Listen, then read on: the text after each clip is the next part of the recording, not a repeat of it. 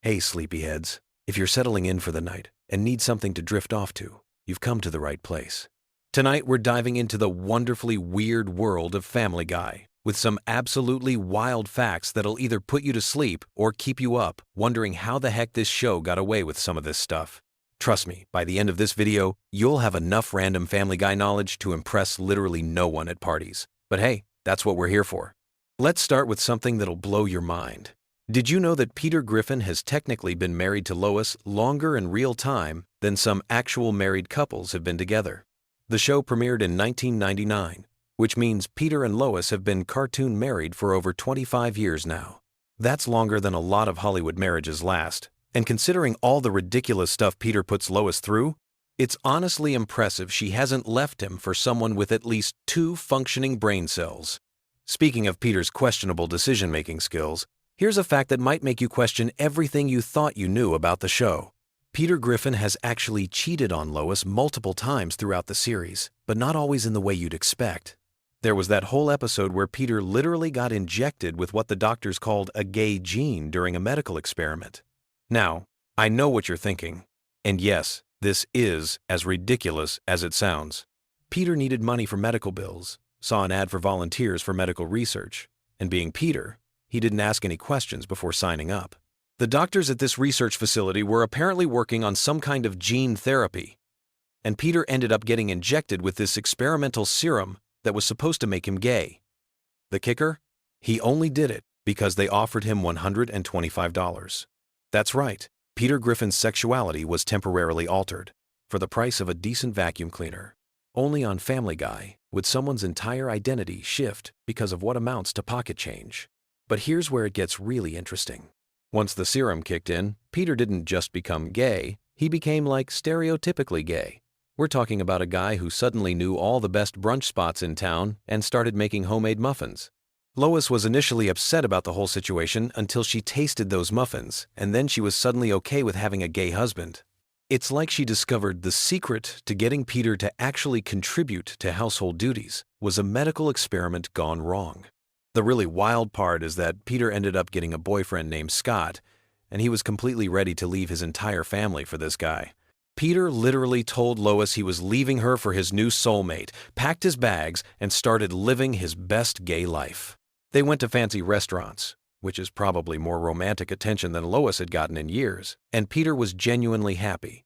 The effects were supposed to wear off eventually, but nobody knew when. The doctor said it could be anywhere from a week to a year, which is quite possibly the most unhelpful medical diagnosis in television history. Meanwhile, Brian and Stewie decided they needed to fix this situation, so they sent Peter to what was essentially conversion therapy, which obviously didn't work. Scott got worried when Peter disappeared for 2 days and showed up at the Griffin house looking for him. When Lois found out what Brian had done, she wasn't happy, and they all rushed to rescue Peter from this ridiculous straight camp. Here's the kicker, though. When Peter and Scott were finally reunited, Scott had a special surprise planned. Remember how Peter had mentioned that his ultimate fantasy was to have an 11-way? Well, Scott made that happen. Can you imagine being in Peter's shoes when the effects finally wore off after 2.5 weeks? The man went from living his best life to probably needing serious therapy. But that wasn't even the only time Peter stepped out on his marriage. There was another incident involving his special mirrored sunglasses that accidentally revealed he was getting calls from a secret boyfriend. Peter was playing poker, and because he's Peter, he was wearing these ridiculous sunglasses that basically showed everyone his cards. But that wasn't even the stupidest part. When his phone rang during the game, everyone could see in his sunglasses that the contact was saved as his secret boyfriend. The man literally had no concept of how to keep a secret. Peter's excuse for taking the call? He told everyone it was his wife. Smooth, Peter. Real smooth. This is the same guy who somehow managed to maintain an entire second family in Chicago. That's right. Peter Griffin had a whole other life where he pretended to be the mother of someone else's children. He would tell his real family he was going on business trips, fly to Chicago, change clothes in a taxi, and then show up at this other house where a bunch of kids would greet him like he was their mom. I have so many questions about this arrangement that I don't think I want answered. Like, whose kids were those? How did this living situation even come about? And most importantly, How did Peter manage to keep this secret when he couldn't even hide a boyfriend's contact information on his phone? The man's inconsistency is honestly impressive. Then there was the time Peter got amnesia and forgot he was married to Lois entirely. This happened when the Griffin family somehow ended up on Family Feud, because of course they did. Peter got into a fight with Richard Dawson, which honestly seems about right for Peter's personality, and ended up flying headfirst into a table. The impact gave him complete amnesia, and he had no idea who Lois or his kids were. The doctor said Peter's memory could come back anywhere from days to years, which again, super helpful medical advice. Lois tried everything to jog his memory, including showing him old home movies, but Peter just got distracted by random things in the background. The man's attention span was somehow even worse with amnesia than it was normally. Here's where things got weird though. Peter might not have remembered being married to Lois, but some things about his personality remained intact, like the fact that he was a complete pervert. He started creeping on Lois, not realizing she was actually his wife and that he could just ask her to sleep with him. When Lois explained the situation, Peter was over the moon. He basically got to lose his virginity all over again, except this time with someone who actually knew what they were doing. But Peter's amnesia brain didn't quite understand the boundaries of marriage. He seemed to think that if he could sleep with Lois, he could probably sleep with anyone in the house. This led to Lois having to explain, in the most awkward way possible, that he couldn't have relations with the kids. That's a sentence no parent should ever have to say. But then again, this is Peter Griffin we're talking about. The amnesia situation got even more complicated when Peter decided he didn't want to be married anymore. He thought the whole concept was stupid and decided to become a bachelor. So suddenly, Lois and the kids were kicked out of their own house and had to move to a crappy apartment in the city, while Peter lived it up as a single man. He was throwing parties, bringing home different women every night, and generally living like he was 25 years old instead of a middle-aged father of 3. The really messed up part is that Peter got his memory back after about a day, but he decided to keep pretending he had amnesia because he was enjoying the bachelor lifestyle too much. Meanwhile, Quagmire was making moves on Lois in her vulnerable state, and Brian had to rush to tell Peter what was happening. Peter finally confessed that his memory had returned, but only because he didn't want Quagmire sleeping with his wife. The fact that he was willing to abandon his family for random hookups but drew the line at Quagmire says a lot about Peter's priorities. One of the most bizarre cheating incidents involved Peter falling in love with a cardboard cutout. This wasn't some quick gag either. Peter literally brought home a cardboard stand-up of model Kathy Ireland and treated it like a real relationship. He introduced the cutout to his kids, took it out to dinner, and somehow managed to have what he considered a physical relationship with it. The logistics of this situation are something I don't think anyone wants to think too hard about. Peter was so committed to this cardboard romance that he told his kids Kathy was their new mom. Lois was still living in the house and honestly seemed pretty unbothered by the whole thing. She figured it would blow over eventually, and she was probably right, except that Chris decided to take Kathy into his room for his own purposes. When Peter found out, he was so angry that he shook the cutout, and her cardboard head literally fell off, ending the relationship in the most anticlimactic way possible. The show also had this meta episode where they pretended to show behind-the-scenes footage of the Family Guy cast, and in this fake documentary, we found out that Peter was supposedly cheating on Lois with an 18-year-old intern. When confronted about the naked pictures on his phone, Peter's excuse was that his phone number used to belong to the intern's ex-boyfriend, so the pictures were sent by mistake. Then, when pressed further, he claimed it was the cloud's fault. The cloud people. Peter Griffin blamed technology for his infidelity. What made this even worse was that Lois revealed this had happened 5 times, and some of the pictures actually had Peter in them too. At this point, you have to wonder about Lois's self-respect. But then again, she's been putting up with Peter's nonsense for over 2 decades. So maybe she's just developed an immunity to his stupidity. Throughout all of these incidents, there's this running theme of Peter having absolutely no understanding of how relationships work.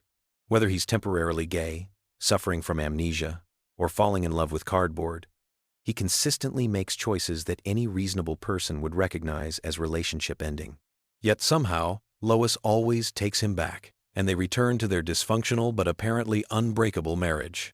The fascinating thing about Peter's various infidelities is how they reflect different aspects of his character. When he's gay, he becomes more thoughtful and domestic. When he has amnesia, his base instincts take over. When he's with the cardboard cutout, it shows his complete detachment from reality. Each scenario reveals something different about what makes Peter tick, even if none of it makes him a better husband. What's really interesting is how the show treats these situations as comedy rather than serious relationship problems. In real life, most of these incidents would result in divorce, therapy, or at minimum, some serious conversations about boundaries and commitment. But in the Family Guy universe, they're just Tuesday. Peter can maintain a secret family, inject himself with experimental drugs, or forget his wife exists entirely, and by the end of the episode, everything goes back to normal. This reflects the show's overall approach to continuity and consequences. Family Guy operates in a world where actions don't have lasting impact, where characters can experience major life changes that are completely forgotten by the next episode. It's part of what allows the show to push boundaries and explore ridiculous scenarios without worrying about long-term narrative consistency. The fact that Peter has cheated on Lois in so many different ways also highlights the show's commitment to mining comedy from uncomfortable situations. Seth MacFarlane and the writing team seem to delight in finding new ways to make Peter an even worse husband, while somehow keeping him sympathetic enough that audiences don't completely turn against him. And there you have it, folks. Peter Griffin's extensive history of marital infidelity, from gay gene experiments to cardboard cutout romances. Sweet dreams. And try not to think too hard about the logistics of any of this. If you enjoyed learning about Peter's questionable relationship choices, make sure to subscribe for more random animated facts that serve no practical purpose but might help you fall asleep.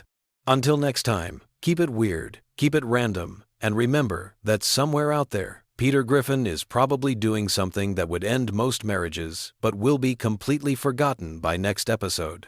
Picture this. You're scrolling through endless YouTube videos at 2 a.m., your brain craving something familiar yet fascinating to drift off to. Well, buckle up because I've got a treasure trove of Family Guy secrets that'll either help you sleep peacefully or keep you wide awake wondering how this animated chaos machine actually works. From behind-the-scenes drama to mind-bending production facts. These random tidbits about the Griffin family will give your brain exactly what it needs for that perfect sleepy time content. Let me start with something that'll blow your mind right off the bat. The voice of Stewie Griffin, that diabolical baby genius we all know and love, is performed by the show's creator, Seth MacFarlane himself. But here's the kicker that most people don't realize. MacFarlane originally based Stewie's voice on the legendary actor Rex Harrison, who played Professor Henry Higgins in My Fair Lady. That posh, sophisticated British accent that makes Stewie sound like he stepped out of a Victorian manor? It's basically a baby doing an impression of a 1,960 seconds Broadway star. The irony is delicious when you think about it. This character who spends half his time plotting world domination is essentially channeling a musical theater legend.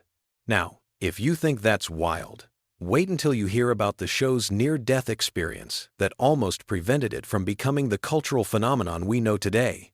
Family Guy was actually canceled not once, but twice by Fox. The first cancellation happened in 2002 after just 3 seasons, and for a hot minute there, it looked like the Griffin family was done for good. But then something magical happened that literally brought the show back from the dead. DVD sales and Adult Swim reruns created such a massive fan following that Fox had no choice but to resurrect it in 2005. It's like the show became a zombie that refused to stay buried, clawing its way back to life through sheer fan devotion. The creation story of Family Guy itself reads like something out of a fever dream. Seth MacFarlane was just 24 years old when he pitched the show to Fox, making him one of the youngest people ever to create and run their own animated series for a major network. He literally animated the entire pilot episode by himself, spending months hunched over a desk drawing frame after frame while surviving on probably nothing but coffee and determination. The original pitch was actually inspired by his college thesis film called The Life of Larry, which featured a middle-aged man with a talking dog. Sound familiar? That little student film eventually evolved into the multi-million-dollar empire we know today.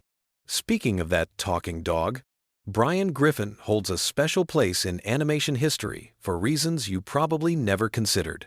Unlike most cartoon pets who remain perpetually animal-like, Brian is essentially a human character who just happens to be a dog.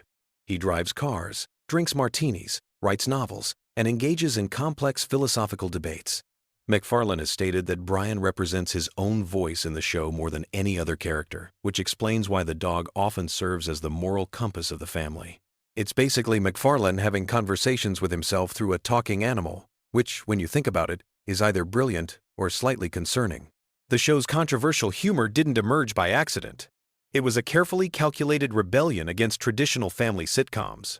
MacFarlane deliberately set out to create the anti-Simpsons, something that would push every boundary the Simpsons wouldn't touch. Where The Simpsons used gentle satire and heartwarming family moments, Family Guy went nuclear with shock, humor, and deliberately offensive content. The cutaway gags, those random flashback sequences that became the show's signature, were originally MacFarlane's solution to a problem he had with traditional sitcom pacing. He wanted to break free from the constraints of linear storytelling and create something that felt more like channel surfing through a fever dream. Here's a production detail that'll make you appreciate the craft behind the chaos. Each episode of Family Guy takes approximately 10 months to complete, from initial script to final animation. That means the episodes you're watching right now were being worked on almost a year ago. The animation process alone involves hundreds of artists working across multiple studios, with the initial designs created in California before being sent overseas for full animation. It's like a massive international relay race, where each handoff has to be perfect or the whole episode falls apart. The voice acting sessions are apparently legendary affairs that sound more like comedy improv shows than traditional recording sessions. MacFarlane voices not just Stewie, but also Brian, Peter, and Glenn Quagmire, often having entire conversations with himself in the recording booth. The other voice actors have described watching him switch between characters mid-sentence as both impressive and slightly unsettling. Imagine seeing someone argue with themselves in 4 different voices while maintaining perfect character consistency. It's basically like watching a one-man theater performance in real time. One of the most fascinating aspects of Family Guy's production is how the writer's room operates. Unlike many animated shows that plan seasons far in advance, Family Guy's writing process is notoriously chaotic and last-minute. Writers have described sessions where entire episodes get scrapped days before animation begins, leading to frantic rewrites and sleepless nights. This seat-of-the-pants approach actually contributes to the show's unpredictable energy, but it also means that voice actors sometimes receive new scripts literally hours before recording sessions. The show's relationship with censorship has been a constant dance between pushing boundaries and avoiding network wrath. Family Guy has developed an almost scientific approach to testing limits, deliberately writing jokes that are slightly more offensive than what they actually want to air, knowing that network censors will demand cuts. The final version that reaches viewers is often the writer's actual intended content, achieved through strategic overwriting and negotiation. It's psychological warfare, disguised as comedy writing. MacFarlane's musical background plays a much larger role in the show than most people realize. Before creating Family Guy, he was actually a jazz vocalist and pianist, which explains the numerous musical numbers scattered throughout episodes. Those elaborate song and dance sequences aren't just random comedy bits. They're genuine musical theater productions compressed into cartoon format. MacFarlane has stated that he views Family Guy as partly a variety show, using the Griffin family as a framework to showcase different types of entertainment within each episode. The character designs themselves tell an interesting story about animation philosophy. Notice how the Griffin family members all have distinctly different body shapes and facial structures, unlike many cartoon families where everyone looks like variations of the same template. Peter's round, doughy appearance was specifically designed to contrast with Lois's sharp, angular features, while Stewie's football-shaped head was meant to make him instantly recognizable even in silhouette. These design choices weren't arbitrary. They were carefully calculated to ensure each character would be visually distinct even in crowded scenes or quick cuts. Here's something that'll change how you watch the show forever. The infamous chicken fights between Peter and Ernie the Giant Chicken weren't originally planned as recurring segments. The first chicken fight was supposed to be a one-off gag, but the animation team had so much fun creating the over-the-top action sequence that it became a running theme. Those elaborate, destruction-filled battles that seem to last forever? They're essentially the animation team showing off their action sequence skills in a comedy show, like flexing creative muscles that don't usually get exercised in traditional sitcom animation. The show's approach to celebrity guest stars is uniquely twisted compared to other animated series. While most cartoons treat celebrity appearances as special events, with the famous person playing themselves or a character clearly meant to be them, Family Guy often buries celebrity voices in minor roles without any fanfare. A-list actors will voice background characters for single lines, and viewers might never realize they just heard a famous person deliver a throwaway joke. It's the entertainment industry equivalent of hiding expensive ingredients in cheap fast food. Family Guy's international versions reveal fascinating cultural differences in humor. In some countries, entire episodes have been rewritten because the original jokes simply don't translate, not just linguistically, but culturally. What Americans find hilarious might be completely incomprehensible to audiences in other parts of the world, leading to localized versions that are essentially different shows with the same characters. It's like each country gets its own flavor of the Griffin family chaos, tailored to local sensibilities. The merchandising empire built around Family Guy extends into some surprisingly niche markets. Beyond the obvious t-shirts and DVDs, there are Family Guy-themed wine collections, luxury watches, and even high-end collectible sculptures that cost thousands of dollars. The show that built its reputation on lowbrow humor has somehow spawned upscale merchandise that wouldn't look out of place in expensive boutiques. It's cultural cognitive dissonance at its finest. The writing staff includes people from incredibly diverse backgrounds: former stand-up comedians, Harvard graduates, television veterans, and complete newcomers to the industry. This mix creates a unique creative environment where highbrow intellectual humor crashes into street-level comedy instincts. The result is a show that can reference obscure philosophical concepts in one scene and make fart jokes in the next, often within the same episode. Animation errors in Family Guy have become something of a cult fascination among fans. Unlike other shows that try to hide mistakes, Family Guy occasionally leaves obvious animation goofs in the final product, either intentionally, as Easter eggs, or because the production schedule doesn't allow for fixes. These errors have spawned online communities dedicated to spotting and cataloging every miscolored character, floating object, or impossible perspective. It's accidental, interactive entertainment, where viewers become detectives hunting for visual inconsistencies. The show's theme song, that bouncy piano melody everyone knows by heart, was originally much longer and included additional verses that were cut for time. The full version tells a more complete story about the Griffin family's dynamics, but network television's rigid timing requirements forced it down to the bare essentials. MacFarlane has occasionally performed the complete version at live concerts, giving fans a glimpse of what could have been the opening sequence if television had more flexible formatting. Voice acting for animated shows requires a completely different skill set than live-action performance, and Family Guy pushes these demands to extremes. The actors often need to deliver lines while laughing, crying, or even while their characters are supposed to be eating, fighting, or running. This means recording sessions frequently involve voice actors doing physical comedy performances in sound booths, acting out entire scenes with just their voices, while making exaggerated facial expressions that no one will ever see, but that somehow make the vocal performance more authentic. The show's relationship with current events creates unique production challenges. Because episodes take months to complete, jokes about contemporary issues often feel dated by the time they air, leading to a complex balancing act between topical relevance and timeless humor. Writers have developed strategies for creating content that feels current without being tied to specific news cycles, though sometimes they get caught off guard when major events happen during production and their carefully planned episodes suddenly seem tone-deaf or prescient in ways they never intended. Family Guy's influence on internet culture extends far beyond just memes and viral videos.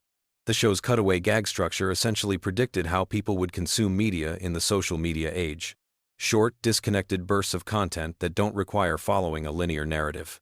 Those seemingly random flashbacks that interrupt the main story?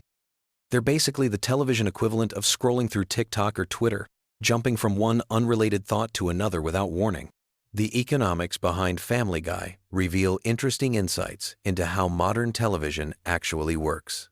Despite being an animated show with relatively high production costs, it's incredibly profitable because animated content doesn't age the same way live-action shows do. There are no aging actors demanding higher salaries, no physical sets that deteriorate, and no location shoots that become impossible due to changing landscapes. The Griffin family can theoretically exist forever without any of the logistical problems that eventually kill most television series. Behind all the controversy and chaos, Family Guy operates like a massive creative experiment in pushing the boundaries of what television can be. Every episode is essentially asking the question, what if we tried this completely ridiculous thing and somehow made it work within the framework of a family sitcom? Sometimes the experiments fail spectacularly, but when they succeed, they create moments of television that are genuinely unlike anything else on the air. The show has created its own internal mythology that's become increasingly complex over the years. Character relationships, running gags, and callback references have built up layers of continuity that reward longtime viewers while potentially confusing newcomers. It's like a secret club where the membership requirement is having watched hundreds of hours of animated chaos, and the reward is understanding jokes that are incomprehensible to everyone else. And here's perhaps the most interesting fact about Family Guy. Despite all its success and cultural impact, the show remains fundamentally unpredictable. After more than 2 decades on the air, it can still surprise viewers with completely unexpected creative choices, bizarre guest appearances, or experimental episodes that break its own established rules. In a television landscape increasingly dominated by formulaic content, Family Guy maintains a chaotic creativity that keeps audiences guessing what might happen next. So there you have it, a deep dive into the wonderfully weird world behind one of television's most controversial animated families. Whether you're drifting off to sleep or staying wide awake in fascination, these facts reveal just how much complexity hides behind what appears to be simple cartoon chaos. Sweet dreams, and remember, in the Griffin household, normal is just another word for boring. Picture this: you're lying in bed, scrolling through your phone, and your brain is buzzing with the day's chaos.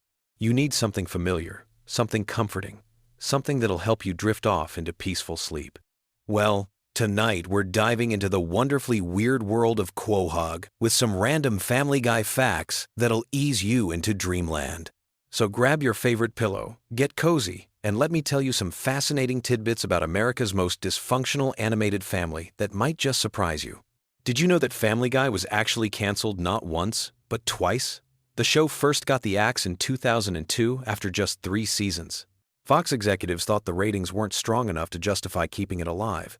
But here's where it gets interesting. The show found new life through DVD sales and reruns on Adult Swim.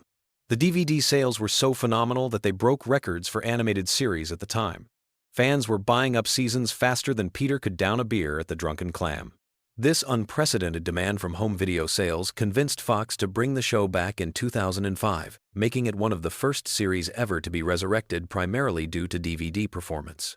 The voice behind Peter Griffin, Seth MacFarlane, actually does most of his recording sessions incredibly quickly. While many voice actors take hours to perfect their performances, MacFarlane can knock out an entire episode's worth of dialogue in about 2 hours. That's pretty impressive when you consider he voices not just Peter, but also Brian, Stewie, and Glenn Quagmire. His rapid recording style comes from his background in radio, where timing and efficiency were absolutely crucial. MacFarlane developed his distinctive character voices during his college years at the Rhode Island School of Design, where he actually created an early version of Family Guy as his senior thesis project. Speaking of voices, here's something that might keep you pondering as you fall asleep. Stewie's accent isn't actually British. Seth MacFarlane has explained that Stewie's voice is meant to be a sort of generic upper-class accent that could come from anywhere. It's a theatrical, affected way of speaking that's supposed to make Stewie sound sophisticated and pretentious, regardless of geographic origin. The inspiration came from old Hollywood actors and theater performers who adopted similar speech patterns to sound more refined. The character of Glenn Quagmire has one of the most disturbing backstories in animated television, though it's mostly revealed through throwaway gags and quick references. His middle name is apparently Quentin, and he's supposedly been a pilot since the 1960 seconds, which would make him significantly older than he appears.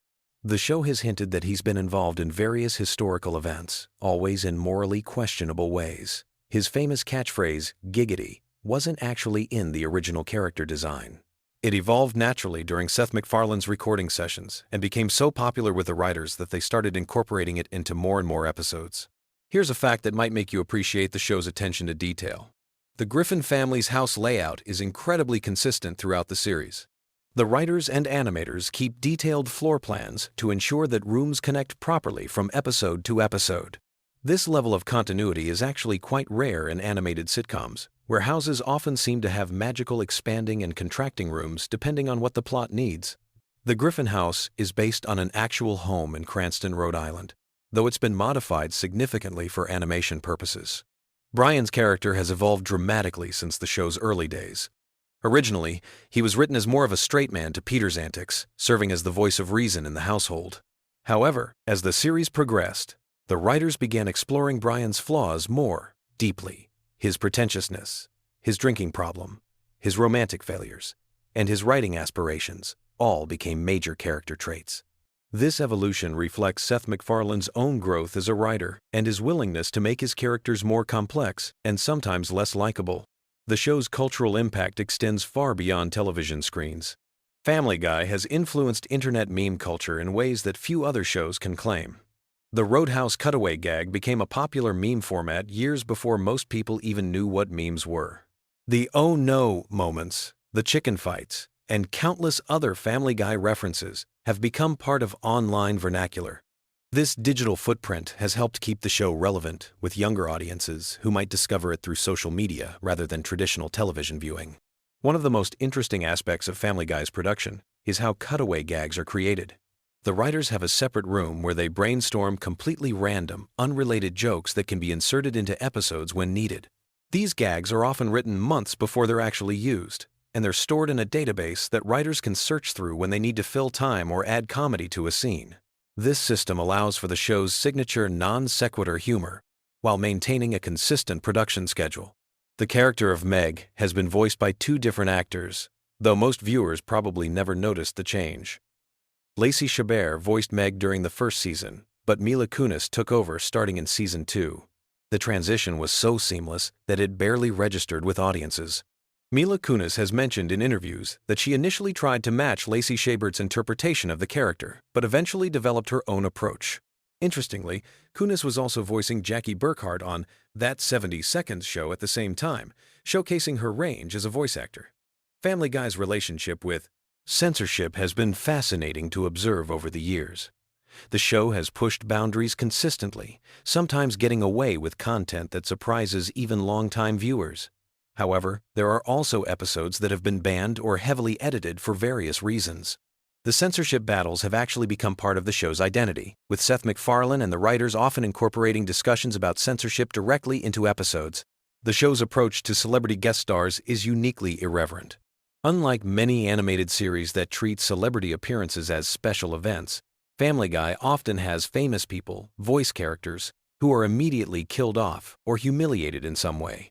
This approach reflects the show's general irreverence towards celebrity culture and its willingness to bite the hand that feeds it. Many celebrities have appeared on the show specifically because they wanted to be made fun of, which says something interesting about the show's cultural position. Here's something that might surprise you. Family Guy has actually won several Emmy nominations and awards over the years. While it's often dismissed as lowbrow humor, the show has been recognized for its voice acting, animation, and music. Seth MacFarlane's musical numbers, in particular, have received critical acclaim. His background in musical theater shows through in episodes featuring elaborate song and dance sequences, which often rival those found in major animated films. The show's international versions are fascinating studies in cultural adaptation. Different countries have had to handle the show's content in various ways, sometimes changing jokes entirely to make them relevant to local audiences. In some cases, entire episodes have been restructured because certain references or situations don't translate across cultural boundaries. These international versions offer interesting insights into how humor travels, or doesn't travel, across different societies. Family Guy's merchandise empire is surprisingly extensive and eclectic. Beyond the typical t-shirts and action figures, there have been Family Guy board games, cookbooks, and even meditation guides. The show's merchandising success demonstrates how deeply it has penetrated popular culture. Fans don't just watch Family Guy, they incorporate it into various aspects of their lives through products that extend the show's universe into the real world. The writing process for Family Guy involves what the staff calls manatee balls, a reference to a South Park episode that made fun of Family Guy's writing style. The writers actually embraced this criticism and lean into the randomness that South Park was mocking. They've developed systems for generating increasingly absurd combinations of references, situations, and characters. This self-aware approach to their own writing style has become part of the show's meta-humor. Seth MacFarlane's other projects have often served as testing grounds for Family Guy concepts. The Orville, his science fiction series, actually uses some of the same character dynamics and humor styles that he developed for Family Guy, just in a different setting. Similarly, American Dad and The Cleveland Show served as laboratories where different aspects of the Family Guy formula could be explored and refined. The show's relationship with current events is complex and ever-evolving. Family Guy often references things that happened months before episodes air due to production schedules, but the writers have developed techniques for keeping the show feeling current. They've also mastered the art of making jokes that feel timeless, even when they're about very specific cultural moments. One aspect of Family Guy that often goes unnoticed is its sophisticated understanding of animation history. The show regularly pays homage to classic animation styles, from Disney to Warner Brothers to obscure experimental films. These references serve multiple purposes. They demonstrate the creator's deep knowledge of their medium. They provide visual variety, and they create inside jokes for animation enthusiasts. The show's impact on other animated series cannot be overstated. Family Guy's success opened doors for more adult-oriented animated programming and influenced the humor styles of countless other shows.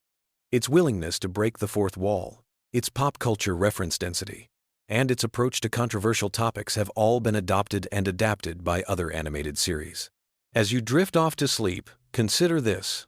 Family Guy represents a unique moment in television history, where traditional broadcast standards, internet culture, and animation technology all converge to create something entirely new. The show emerged just as DVD sales were becoming important, just as internet memes were developing, and just as animation technology was becoming sophisticated enough to support rapid production schedules. The voice actors have developed such strong relationships with their characters that they often improvise during recording sessions. These improvisations frequently make it into the final episodes, adding spontaneity to what could otherwise be very controlled animation. The chemistry between voice actors, even when they're recording separately, comes through in the final product in ways that feel natural and unforced. Family Guy's legacy will likely be its demonstration that animated television could be both commercially successful and artistically ambitious while maintaining an irreverent, anti-establishment attitude.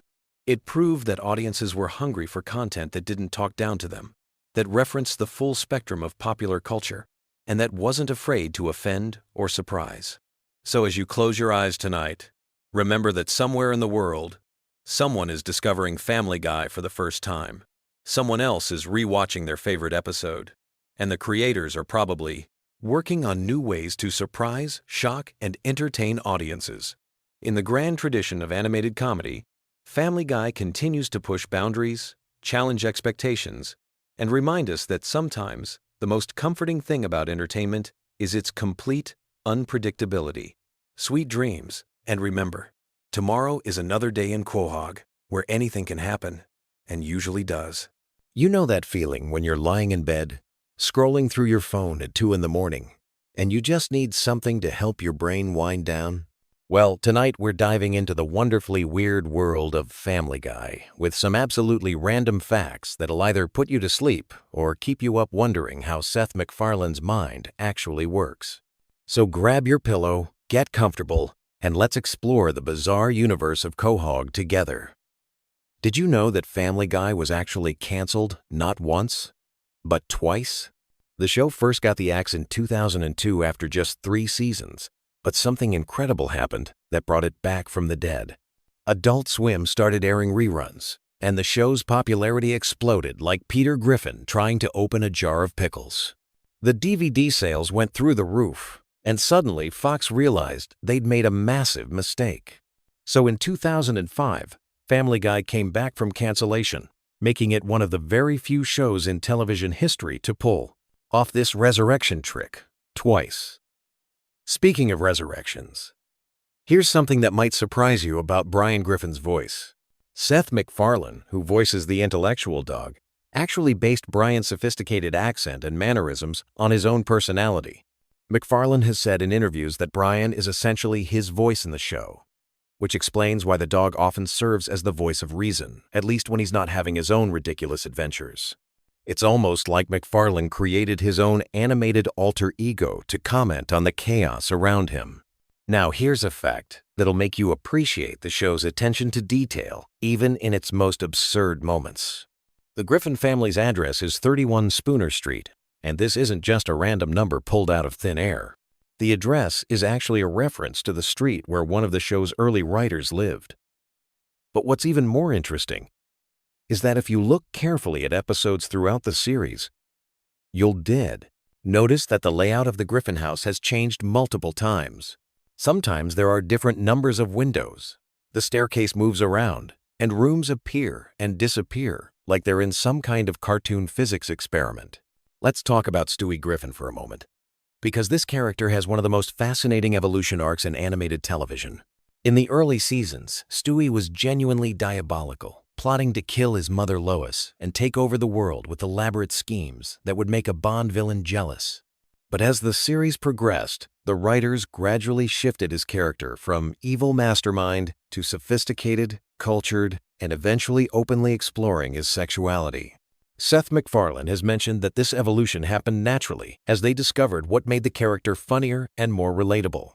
Here's something that might blow your mind about the show's production process.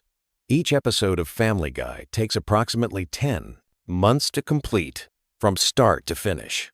That means when you're watching a new episode, the writers were working on it almost a year ago.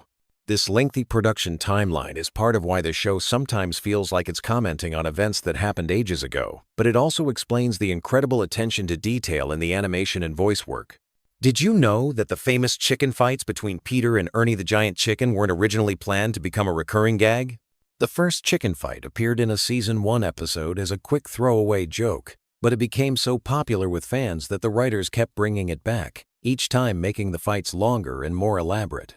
These sequences have become some of the most expensive and time-consuming parts of the show to animate, sometimes taking up several minutes of screen time with incredibly detailed action sequences.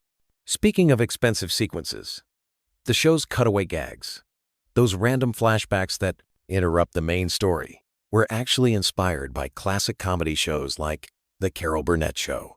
Seth MacFarlane wanted to recreate that feeling of sketches within a larger show, but he took it to the extreme by making the cutaways completely disconnected from the main plot. Some of these gags have become so iconic that they've spawned their own merchandise and internet memes. Here's a heartwarming fact about the show's impact on real families. Despite all the dysfunction and chaos of the Griffin family, many real families have said that watching Family Guy together has actually brought them closer. There's something about laughing at Peter's ridiculous antics that makes your own family's problems seem manageable in comparison. The show has become a bonding experience for parents and older children who can appreciate the humor together. Let's dive into some voice acting trivia that'll make you listen to the characters differently. Mila Kunis, who voices Meg Griffin, was only 14 years old when she started on the show. She actually lied about her age during the audition process. And by the time the producers found out how young she really was, they were so impressed with her work that they kept her on.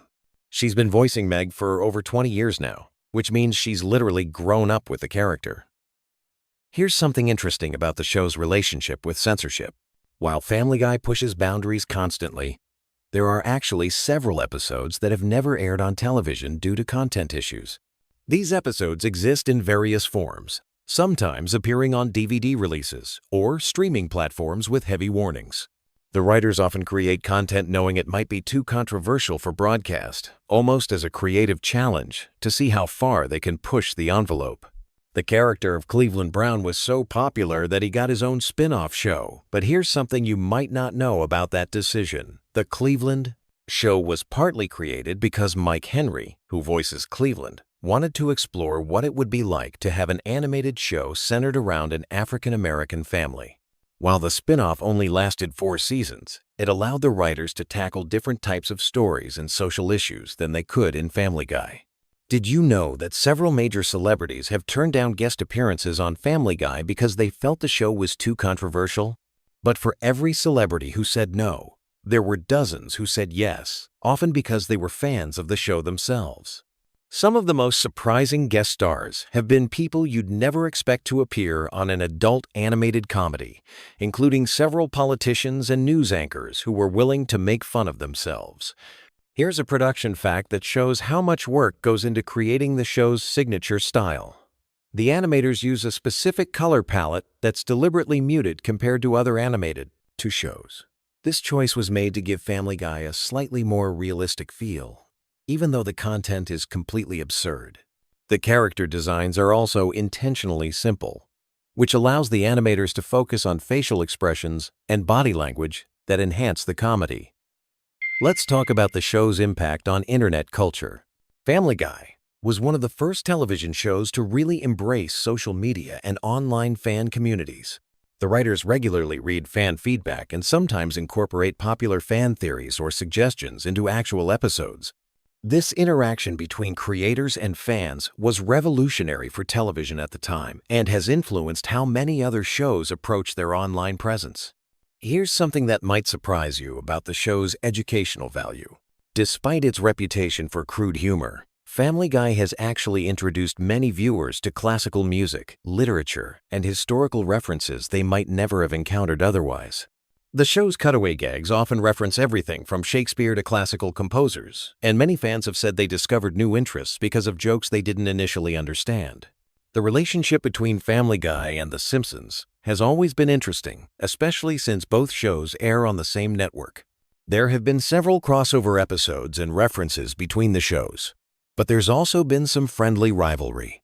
Seth MacFarlane has always acknowledged The Simpsons as a major influence, but he's also tried to carve out a distinct identity for Family Guy that sets it apart from Matt Groening's creation. Here's a fact about the show's international reach that might surprise you. Family Guy has been translated into dozens of languages and adapted for different cultures around the world. In some countries, certain jokes have to be completely rewritten because the original references don't translate culturally. This has led to some interesting variations where different versions of the same episode can have completely different gags while maintaining the same basic story structure. Did you know that several episodes of Family Guy have been turned into stage productions?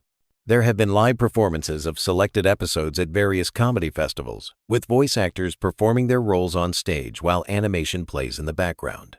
These performances have given fans a unique way to experience the show and have shown how well the writing works, even without the visual component. The show's theme song, which seems simple enough, actually went through multiple versions before the creators settled on the current one. The original pilot had a completely different opening sequence, and there have been several special versions created for holiday episodes and milestone celebrations. The song has become so iconic that it's been covered by numerous bands and has appeared in various other media as a cultural reference. Point. Here's something about the writing process that shows how collaborative the show really is. While Seth MacFarlane created the show and voices several main characters, the writing staff includes dozens of people who contribute jokes, storylines, and character development. Some of the funniest gags in the show come from writers who might never be credited on screen, but whose contributions are essential to the show's success. Let's talk about how Family Guy handles continuity, or rather, how it completely ignores it when convenient. Characters die and come back to life. Relationships change from episode to episode, and major life events are forgotten or contradicted regularly. This approach to storytelling was initially criticized by some viewers who expected more consistency, but it's actually become one of the show's defining characteristics, allowing for maximum creative freedom. The merchandising empire built around Family Guy is absolutely massive, including everything from action figures to clothing to home decor items featuring the characters. But here's something interesting. Some of the most popular merchandise features quotes and images from the most controversial episodes, suggesting that fans embrace the show's boundary-pushing content rather than shy away from it.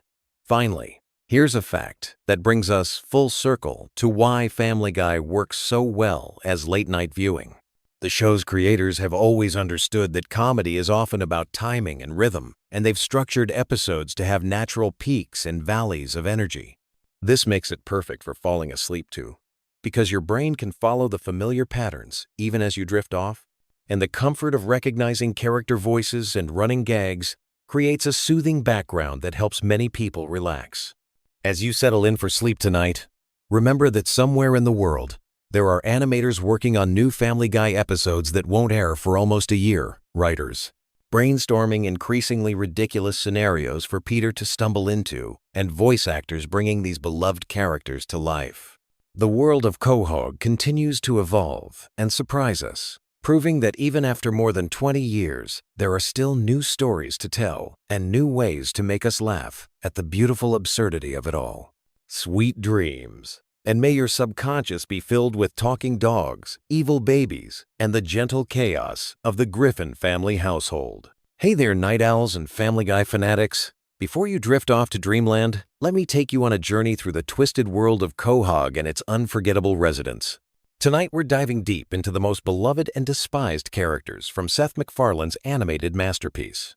So grab your favorite pillow, get comfortable, and let's explore the wild personalities that have kept us laughing and cringing for over 2 decades. Picture this: a small Rhode Island town where a talking baby plots world domination. A paralyzed cop remains the voice of reason, and a dog walks upright while nursing his literary pretensions. This is the bizarre universe of Family Guy, where moral compasses spin wildly and character development takes unexpected turns. Some residents of Quahog have captured our hearts with their quirky charm, while others have become the targets of fan frustration and outright hatred. What makes a Family Guy character lovable versus loathsome? Is it their moral fiber, their comedic timing, or simply how much chaos they create? As we journey through this character analysis, you'll discover why certain personalities have endured as fan favorites, while others have fallen from grace, becoming symbols of everything wrong with the show's direction. Let's begin our exploration with Joe Swanson, a character who stands out like a beacon of decency in an ocean of dysfunction. In a show filled with morally questionable individuals, Joe represents something genuinely admirable. Despite being confined to a wheelchair, he never allows his disability to define his worth or limit his capabilities as a police officer. His determination and positive attitude shine through even in the darkest episodes. What makes Joe so endearing is his refusal to play the victim. Instead of wallowing in self-pity, he embraces his condition with humor and grace. The self-deprecating jokes about his wheelchair become running gags that work precisely because Joe himself doesn't view his disability as a weakness. He's shown time and again that physical limitations cannot diminish his strength, courage, or effectiveness as both an officer and a friend. Remember that powerful episode where Joe temporarily regained the use of his legs? The transformation was startling. Power corrupted him almost instantly, turning our beloved reasonable Joe into an insufferable, cocky version of himself. It took his friends literally breaking his legs again to restore the Joe we knew and loved. This storyline brilliantly demonstrated that Joe's wheelchair wasn't a limitation, but rather an integral part of what made him special. Joe's genuine kindness shines through in his interactions with others, particularly in how he handles Meg's crush on him. Rather than humiliating her or making the situation awkward, he lets her down gently, showing the consideration and maturity that separates him from his less evolved friends.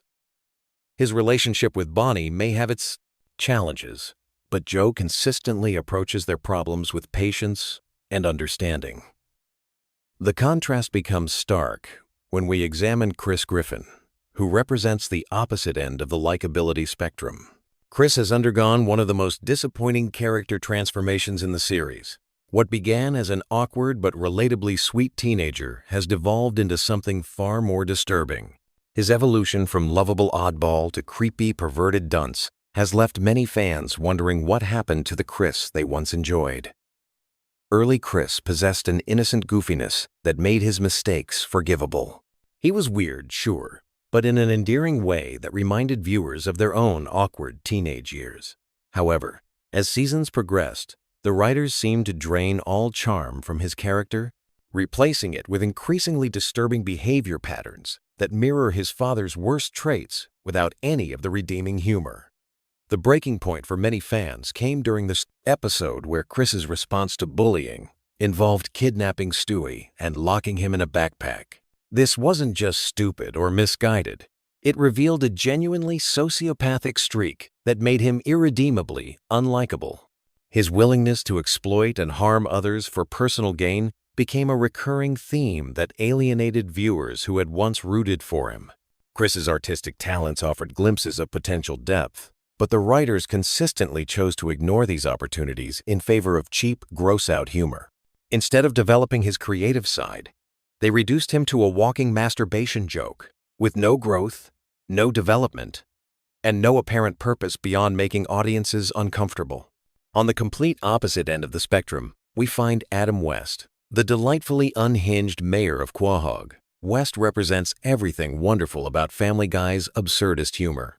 His complete disconnection from reality, combined with his earnest delivery of utterly ridiculous statements, creates comedy gold that never feels forced or artificial. What makes Mayor West so beloved is his authentic insanity. Unlike other characters whose crazy behavior feels calculated or mean-spirited, West's lunacy comes from a place of genuine confusion about how the world works. His attempts to gain superpowers by visiting toxic waste dumps or his confusion about basic concepts like public transportation create moments of pure comedic brilliance. The beauty of Adam West lies in his unpredictability. You never know what bizarre tangent his mind will take next, but you can be certain it will be hilarious. His complete lack of self-awareness, combined with his position of authority, creates endless opportunities for absurd situations that showcase the show's willingness to embrace complete nonsense in service of comedy. West's corruption stems not from malice or greed, but from his fundamental inability to understand basic concepts. This makes him simultaneously dangerous and endearing, a combination that few characters can pull off successfully. His random policy decisions and bizarre public appearances never fail to entertain, making him a consistent bright spot in the series. Bonnie Swanson presents a more complex case study in character likability. While Joe represents the best of humanity despite his physical challenges, Bonnie embodies frustration and resentment that many viewers find insufferable. Her constant complaints about her marriage feel particularly grating given her apparent unwillingness to actually address her supposed problems. Bonnie's role as the perpetual martyr becomes tiresome quickly. She acts as though caring for Joe is some unbearable burden, despite the fact that their relationship appears mutually beneficial. Her dependency on him contradicts her complaints about him, creating a character who seems more interested in generating sympathy than actually improving her situation.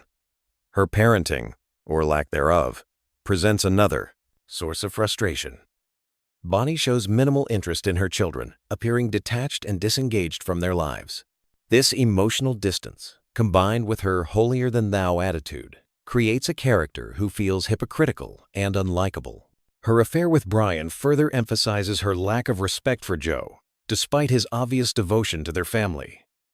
The contrast between Bonnie and Joe highlights why Joe remains beloved, while Bonnie generates irritation.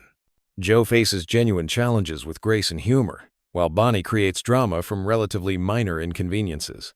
Her constant negativity and victim mentality make her one of the show's least sympathetic characters. Meg Griffin occupies a unique position in the Family Guy universe as the ultimate underdog. Her status as the family scapegoat has created an interesting dynamic where her suffering becomes a source of both comedy and sympathy. Many fans find themselves rooting for Meg precisely because she endures so much abuse from those around her. What makes Meg's character work is the exaggerated nature of her mistreatment. The abuse is so over-the-top and ridiculous that it loops back into comedy territory. Her family's treatment of her is so absurdly unfair that it becomes funny rather than genuinely disturbing. This delicate balance allows viewers to laugh at her situation while still feeling sympathy for her plight. Meg's occasional moments of strength and rebellion provide satisfying payoffs for viewers who have watched her suffer. When she finally stands up to her family or demonstrates hidden talents, these scenes feel earned and gratifying. Her brief stint in prison, where she became tough and confident, showed glimpses of what she could be if freed from her family's oppression. The character's potential remains largely untapped, which adds to her appeal. Meg possesses intelligence, artistic ability, and hidden depths that rarely get explored. This untapped potential makes her feel more human and relatable than many of her more cartoonish family members. Her moments of genuine emotion and vulnerability create connections with viewers who see themselves in her struggles. Doug represents everything wrong with Family Guy's approach to rivalry characters. Introduced as Stewie's nemesis, Doug never lived up to his intended role as a worthy adversary. Instead, he became a repetitive annoyance that frustrated both Stewie and the audience. His upper-class smugness and apparent invincibility made him feel like a cheap plot device rather than a genuine character. The fundamental problem with Doug was his lack of interesting qualities. He wasn't clever enough to match Stewie intellectually, funny enough to be entertaining, or threatening enough to feel dangerous. He was simply there, taking up screen time that could have been better used developing existing characters or introducing more compelling new ones. Stewie's inability to defeat Doug felt wrong for his character. The genius baby who builds time machines and death rays should not be consistently outsmarted by a slightly privileged toddler. This dynamic undermined Stewie's established competence and made their conflicts feel artificial and frustrating. The writer's decision to unceremoniously kill Doug off-screen felt like an admission of failure. Rather than providing closure to his storylines or giving him a memorable exit, they simply erased him from the show, leaving viewers with no payoff for the time they had invested in his conflicts with Stewie. Carter Pewterschmidt succeeds where Doug fails by embracing his role as an entertaining antagonist. As Lois's father and Peter's nemesis, Carter embodies every negative stereotype about wealthy elites while remaining genuinely funny. His complete disconnection from normal life, combined with his ruthless business practices, creates a character who is simultaneously despicable and hilarious. Carter's disdain for Peter provides some of the show's best ongoing comedy. His barely concealed contempt for his son-in-law, combined with his obvious belief that Lois deserves better, creates tension that translates into laughs. The fact that he's not entirely wrong about Peter's shortcomings adds depth to their antagonistic relationship. What makes Carter entertaining, rather than annoying, is his honesty about his awfulness. He never pretends to be a good person or tries to justify his selfish behavior. His brutal honesty about his motivations and his complete lack of self-awareness create comedy that feels authentic to his character. He knows exactly what he likes and uses his wealth to get it. Consequences be damned. Carter's capitalism, taken to absurd extremes, provides commentary on wealth inequality while remaining funny.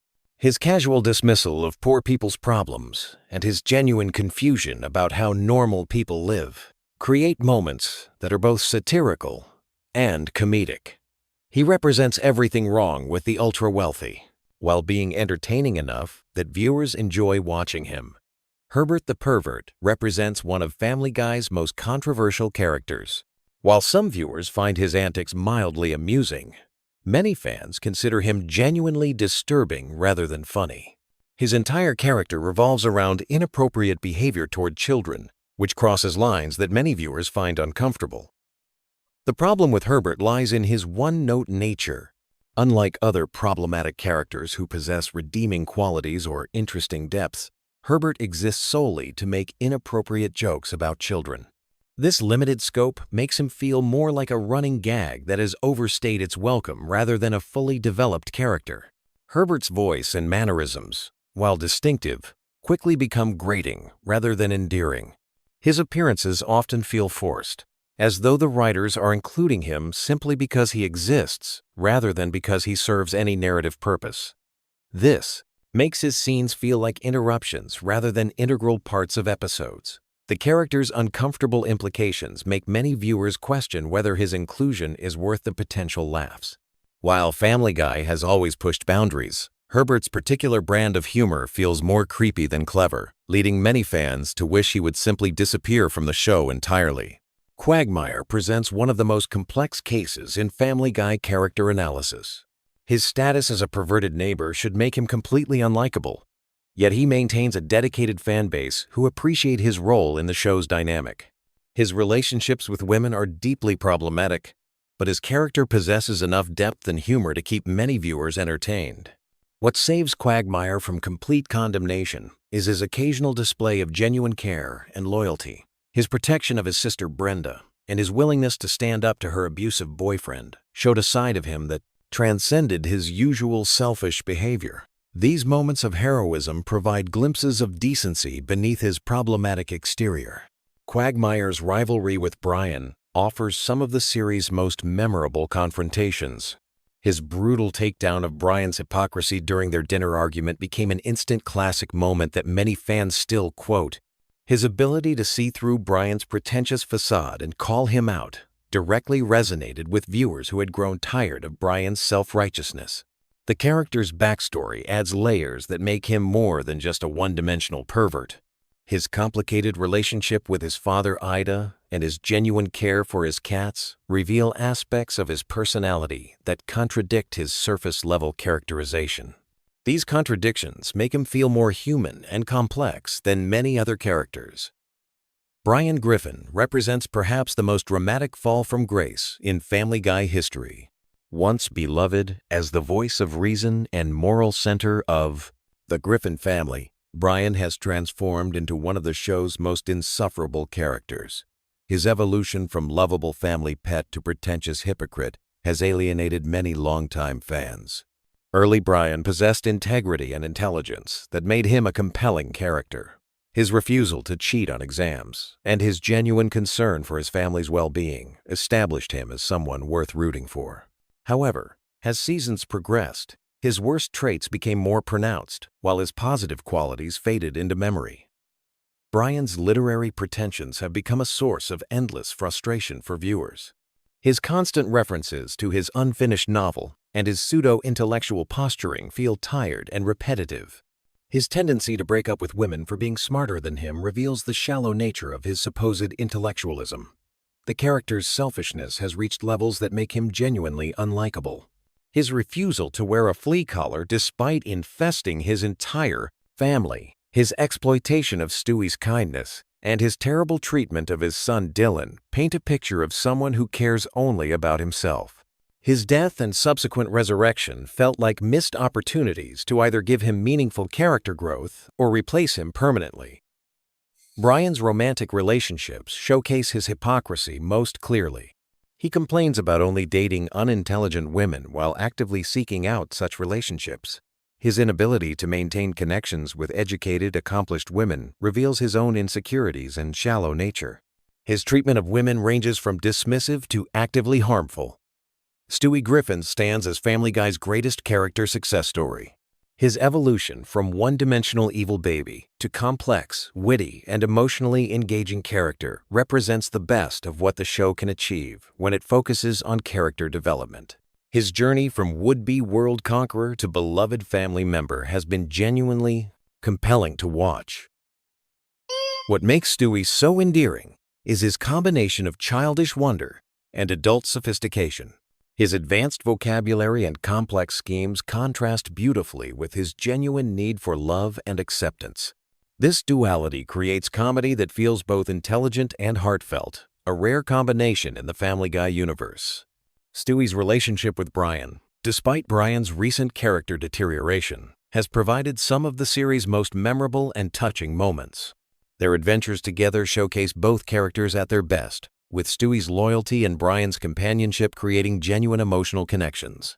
Stewie's efforts to save Brian's life demonstrated the depth of their bond. The character's growth from villain to anti-hero to beloved family member has felt natural and earned. His evil schemes have become more playful than threatening, while his capacity for kindness and loyalty has expanded. His interactions with Rupert reveal his childlike side, while his inventions showcase his genius-level intellect. Stewie's humor has evolved to become more sophisticated and character-driven, rather than relying solely on shock value. His sarcastic observations and witty comebacks feel authentic to his personality while providing consistent laughs. His ability to break the fourth wall and comment on the show itself adds meta humor that longtime fans appreciate. Lois Griffin presents a fascinating case study in character likability, or rather, the lack thereof.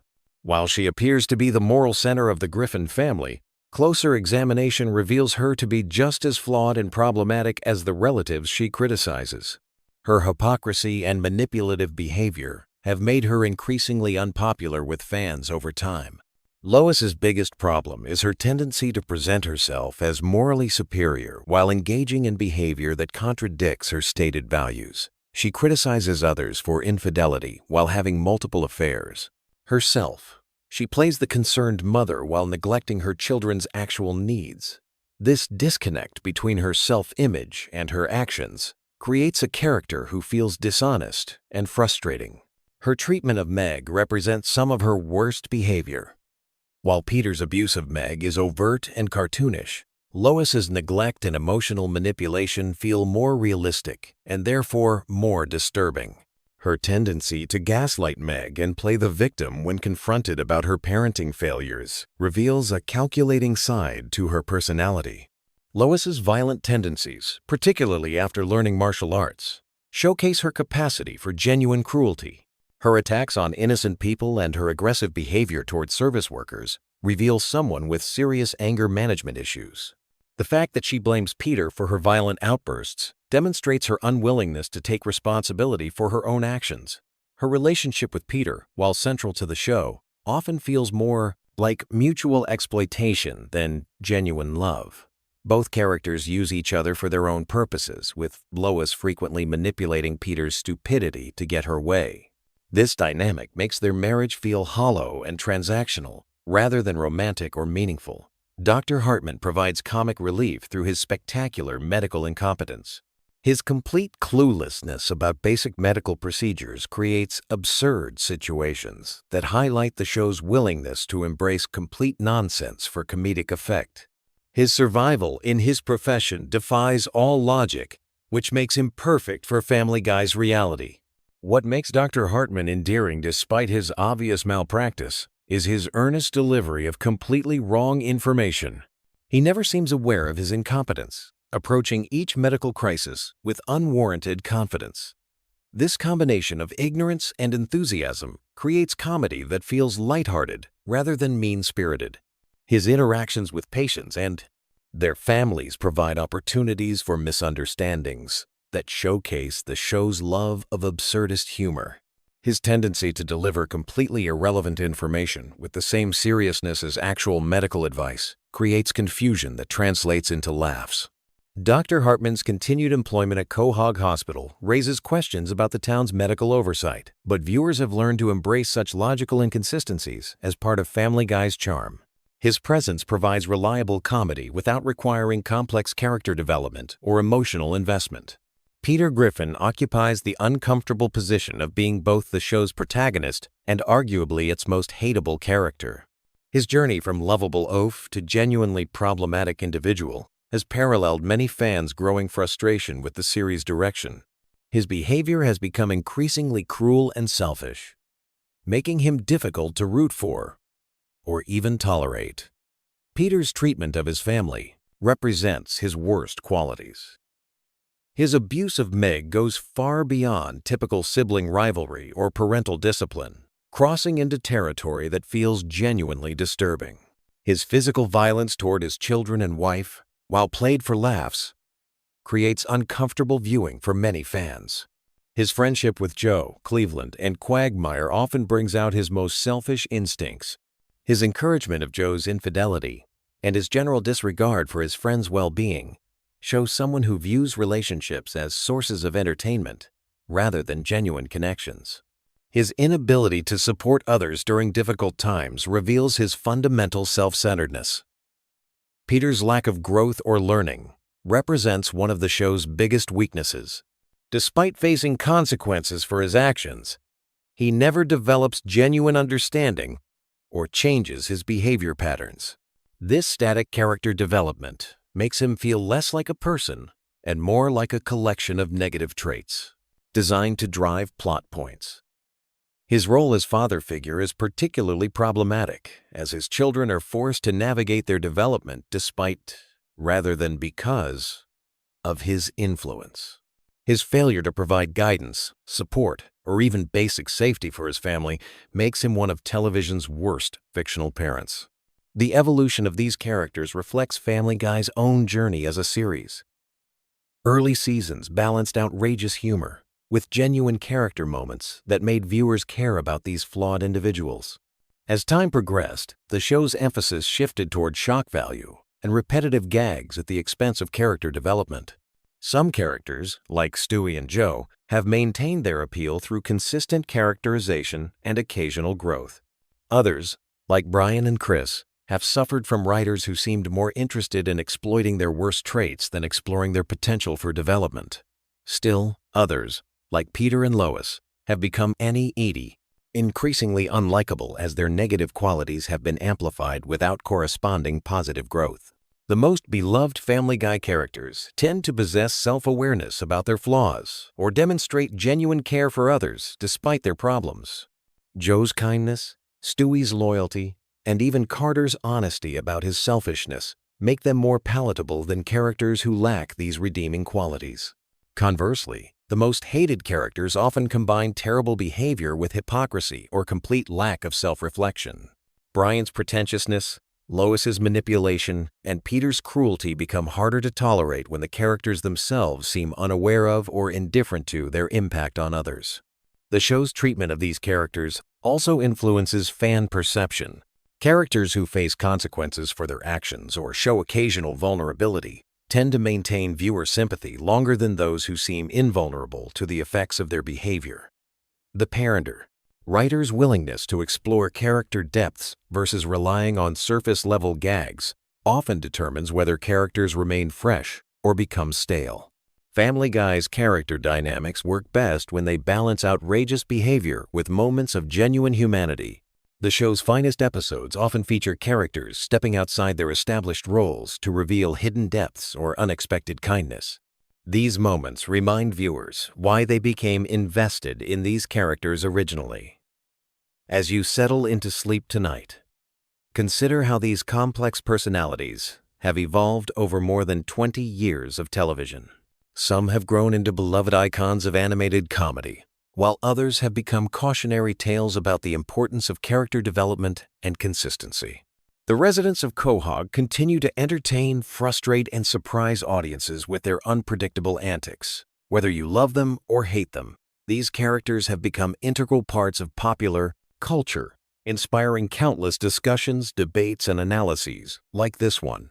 Sweet dreams, and may your subconscious sort through the chaos of Family Guy's character landscape as peacefully as possible. Tomorrow brings new episodes, new controversies, and new opportunities to debate the merits and flaws of Seth MacFarlane's animated creation. Picture this. You're lying in bed, scrolling through your phone at 2 a.m., desperately trying to fall asleep, but your brain just won't shut off. You need something familiar, something comforting, something that won't keep you wide awake analyzing plot twists. Enter Family Guy, the animated sitcom that's somehow become the internet's unofficial lullaby. Tonight, we're diving into the most relaxing Family Guy facts that'll have you drifting off to dreamland faster than Peter Griffin running from a giant chicken. But first, let me ask you something. Have you ever wondered why millions of people choose Family Guy as their go-to sleep show? It's not just you. There's actually a whole community of people who can't sleep without hearing the familiar voices of the Griffin family playing softly in the background. And trust me, by the end of this video, you'll understand exactly why this chaotic animated family has become the world's most unlikely sleep aid. Let's start with something that might surprise you. Family Guy wasn't supposed to be a bedtime show at all. When Seth MacFarlane first pitched the series back in the late 1990 seconds, he envisioned it as appointment television, something families would gather around to watch together on Sunday nights. The irony is beautiful when you think about it. A show designed to grab your attention and keep you glued to the screen has somehow evolved into the perfect background noise for drifting off to sleep. The science behind this phenomenon is actually fascinating. Sleep experts call it the familiar stimulation effect. Your brain craves just enough stimulation to distract it from the day's worries, but not so much that it becomes fully engaged. Family Guy hits this sweet spot perfectly. The episodes follow predictable patterns that your subconscious mind finds comforting, while the humor provides just enough entertainment to quiet those racing thoughts that keep you awake. Here's something that'll blow your mind. The average Family Guy episode contains approximately 847 individual animation cells. That's nearly 850 hand-drawn images flowing together to create just 22 minutes of content. When you're lying there with your eyes closed, your brain isn't processing these visuals, but it's still registering the consistent rhythm of the animation. This creates a subtle, almost hypnotic effect that naturally slows your heart rate and prepares your body for sleep. Speaking of rhythm, let's talk about those famous cutaway gags. You know, those seemingly random flashbacks that interrupt the main story. Remember that time when has become one of the most recognizable phrases in television history. But here's what makes them perfect for sleep. They're completely self-contained. You don't need to follow a complex storyline or remember plot details from previous episodes. Each cutaway is like a tiny, standalone story that your drowsy brain can process without effort. The voice actors themselves have become part of WWWWW, this sleep ritual for millions of viewers. Seth MacFarlane voices not just Peter Griffin, but also Brian the dog, Stewie the baby, and Glenn Quagmire. His vocal range is so distinctive that your brain immediately recognizes these characters even when you're half asleep. It's like having a familiar friend telling you bedtime stories, except these friends happen to be a talking dog with a martini problem and a baby bent on world domination. Here's a delightful fact that'll make you smile as you drift off. The character of Brian Griffin was originally going to be much more dog-like in the early concept stages. MacFarlane wanted him to occasionally chase cars and bark at mailmen. But as the character developed, Brian evolved into the most human-like member of the family, often serving as the voice of reason among all the chaos. This evolution created the perfect sleep companion, a character whose calm, measured voice could anchor you when the show got too zany. The show's music deserves special recognition in the sleep department. Composer Ron Jones and later David Zippel created soundtracks that perfectly complement the show's mood without being jarring or overstimulating. The background music flows seamlessly from scene to scene, creating an audio landscape that's engaging enough to hold your attention, but gentle enough to let you relax. It's like having a personal soundtrack to your journey into dreamland. Let's dive into something truly remarkable about the show's production that makes it ideal for repeated viewing, which is essential for a good sleep show. Each episode takes approximately 8 months to produce, from initial script to final animation. This lengthy process allows for incredible attention to detail that rewards both active and passive viewing. When you're actively watching, you catch visual gags and subtle references. When you're falling asleep, your brain picks up on the consistency and craftsmanship without you even realizing it. The character development over the years has created something like a comfortable old sweater for viewers. Peter Griffin's predictable unpredictability, Lois's patient exasperation, Chris's awkward teenage energy, Meg's perpetual search for acceptance, Stewie's sophisticated vocabulary wrapped in a baby's body, and Brian's intellectual pretensions all combine to create a family dynamic that feels familiar, even when the situations are completely absurd. Here's something that makes Family Guy uniquely suited for sleep watching. The show operates on what comedy writers call escalating absurdity. Each scene builds on the previous one, but not in a way that requires intense concentration. Instead, the absurdity creates a dreamlike quality that mirrors the way your mind naturally drifts as you fall asleep. Your thoughts become increasingly disconnected and surreal, just like a typical Family Guy episode. The cultural references in Family Guy span decades, from 1,950 seconds television shows to contemporary internet memes. This creates a comforting sense of shared cultural knowledge. Even if you don't get every reference, your brain recognizes the patterns and rhythms of pop culture commentary. It's like being wrapped in a blanket made of collective memories, which is incredibly soothing when you're trying to wind down for the night. One of the most sleep-friendly aspects of Family Guy is its episodic nature. Unlike serialized dramas, where missing an episode means losing crucial plot developments, Family Guy resets after each episode. The Griffin family ends each adventure more or less where they started, which means you can drop in and out of episodes without feeling lost. This removes the anxiety of needing to pay attention, freeing your mind to relax and drift away. The show's approach to time and logic is wonderfully elastic, which mirrors how our minds work during the transition to sleep. In Family Guy, characters can travel through time, alternate dimensions, or simply exist in different versions of reality within the same episode. This flexible relationship with continuity creates a dreamlike atmosphere where anything is possible, but nothing really matters, perfectly matching the mental state you want to achieve before sleep. Let's talk about the genius of Stewie Griffin's character development as a sleep aid. Initially conceived as a villain bent on matricide, Stewie evolved into something much more complex and, frankly, more soothing. His relationship with Brian, particularly in their Road 2 episodes, creates some of the show's most heartwarming moments. These episodes often feature extended conversations between the baby and the dog as they navigate various adventures together. The steady dialogue and genuine friendship between these characters provides the perfect auditory backdrop for falling asleep. The animation style itself contributes to the show's sleep-inducing qualities. The character designs are simple and clean, with bold colors and clear lines that don't strain the eyes during those moments when you're peeking at the screen. The movements are fluid but not hyperkinetic, creating a visual rhythm that's more lulling than stimulating. Even the explosions and action sequences maintain a cartoon quality that feels safe and non-threatening. Here's a fascinating production detail that affects how the show functions as a sleep aid. The dialogue is recorded first. Then the animation is created to match the voice performances. This process, called prelay, means that the timing and rhythm of every line delivery is precisely crafted before any visuals are created.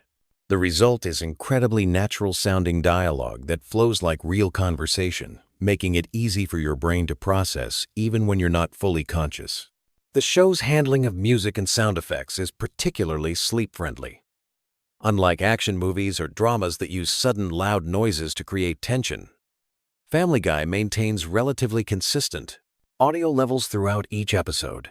The sound mixing is designed for television broadcast, which means it's optimized for consistent volume levels that won't jolt you awake with unexpected loud moments. Family Guy's relationship with its own absurdity creates what psychologists call cognitive ease. When a show acknowledges its own ridiculousness, it removes the mental effort required to make sense of what you're watching. You don't need to analyze character motivations or predict plot developments because the show itself admits that logic isn't the point. This cognitive ease is incredibly valuable when you're trying to turn off your analytical mind and prepare for sleep. The recurring characters and settings in Family Guy create a sense of home that's perfect for bedtime viewing. The Griffin House, the Drunken Clam Bar, Quahog's various locations, NS. These places become as familiar as your own neighborhood. This familiarity triggers a psychological response, similar to being in Arn, your childhood bedroom, creating feelings of safety and comfort that naturally promote sleep. One of the most overlooked aspects of Family Guy's sleepworthiness is its emotional consistency. While the situations are wildly unpredictable, the emotional core of the show remains stable. Peter loves his family despite being selfish and immature. Lois tries to hold everything together while maintaining her own identity. The kids navigate growing up with parents who are essentially overgrown children themselves. These emotional truths provide an anchor of stability beneath all the chaos. The show's use of cultural nostalgia taps into what researchers call nostalgic reverie, a mental state that naturally promotes relaxation and positive feelings. Whether it's referencing classic movies, old television shows, or bygone eras, Family Guy constantly evokes the warm feelings associated with remembering better times. This nostalgic quality makes the show feel like comfort food for your brain. Here's something remarkable about the show's longevity that contributes to its effectiveness as a sleep aid. With over 400 episodes spanning more than 2 decades, Family Guy offers an enormous library of content that you can cycle through without repetition becoming boring. The sheer volume of episodes means you can watch for months without seeing the same episode twice, but the consistent formula means every episode feels familiar enough to be comforting. The character of Glenn Quagmire, despite his often problematic behavior, serves an important function in the show's sleep ecosystem. His predictable catchphrases and exaggerated personality traits create audio cues that your brain recognizes instantly. When you hear giggity, your subconscious knows exactly where you are in the Family Guy universe, providing a sense of orientation even when you're barely conscious. The show's approach to violence and conflict is uniquely suited for bedtime viewing. Unlike realistic dramas where violence has consequences and emotional weight, Family Guy treats physical comedy like old-school cartoons. Characters can be blown up, flattened, or injured in spectacular ways, but they always bounce back without lasting harm. This removes the stress and anxiety that realistic violence might create when you're trying to relax. Family Guy's relationship with its own timeline creates a dreamlike quality that mirrors how memories work during sleep. Characters reference events that may or may not have happened in previous episodes, and the show's continuity is deliberately loose and inconsistent. This mirrors how your brain processes information during sleep, connecting random memories and experiences in ways that don't always make logical sense. The writing style of Family Guy incorporates what comedy experts call stream of consciousness humor. Jokes flow into each other through loose associations rather than rigid logical connections. This style mimics the way thoughts naturally drift when you're falling asleep, making it easy for your mind to follow along without requiring focused attention. One often overlooked element that makes Family Guy perfect for sleep is its treatment of time within episodes. Unlike shows that maintain strict chronological order, Family Guy freely jumps between past, present, and future, often within the same scene. This fluid relationship with time removes the pressure to follow a linear narrative, allowing your mind to drift in and out of attention without losing track of what's happening. The show's ensemble cast creates multiple entry points for your attention throughout each episode. If Peter's storyline doesn't hold your interest, Stewie and Brian might be having an intriguing conversation. If the main plot becomes too energetic, there's usually a quieter subplot running in parallel. This variety ensures that there's always something appropriate for whatever level of consciousness you're experiencing. The color palette used in Family Guy is specifically designed to be easy on the eyes. The bright, primary colors are bold enough to be visible in low-light conditions, but not so intense that they're overstimulating. The backgrounds use muted tones that don't compete with the character animation, creating a visual environment that's engaging but not exhausting. Here's a production secret that affects how the show works as a sleep aid. The recording sessions for Family Guy often involve the voice actors improvising and riffing off each other, creating natural conversational rhythms that aren't always present in more scripted shows. These improvisational moments add an organic quality to the dialogue that makes it feel like overhearing real conversations, which is inherently soothing. The show's use of callback humor creates what psychologists call recognition pleasure, the satisfaction of understanding references to previous episodes or jokes. This creates a reward system for regular viewers that doesn't require intense concentration. Even when you're half asleep, your brain still experiences the mild pleasure of recognizing familiar references, reinforcing positive associations with the viewing experience. Family Guy's approach to celebrity impressions and parodies provides another layer of comfort for sleepy viewers. The impressions are usually exaggerated enough to be immediately recognizable, but not so precise that they require focused attention to appreciate. Whether it's a parody of a famous movie scene or an impression of a well-known celebrity, these elements provide familiar touchstones that help anchor your drifting attention. The show's treatment of its own mistakes and inconsistencies is refreshingly honest and, paradoxically, quite soothing. Characters occasionally break the fourth wall to acknowledge plot holes or continuity errors, which removes any pressure you might feel to make sense of everything you're seeing. This meta-humor creates a sense that you're in on the joke, fostering a feeling of inclusion and comfort. The pacing of Family Guy episodes is carefully designed to maintain interest without creating urgency. Unlike action shows that use rapid cuts and escalating tension to keep viewers engaged, Family Guy uses a more relaxed rhythm that allows for natural breathing room between jokes and plot developments. This pacing aligns well with the slowing brain activity that occurs as you transition towards sleep. One final thought as we wind down together. The true genius of Family Guy as a sleep aid lies in its fundamental paradox. It's a show about a dysfunctional family that somehow makes you feel like part of a functional one. Despite all their flaws, fights, and ridiculous adventures, the Griffin family always comes back together. They forgive each other's mistakes, support each other through crises, and maintain their bonds despite everything that tries to tear them apart.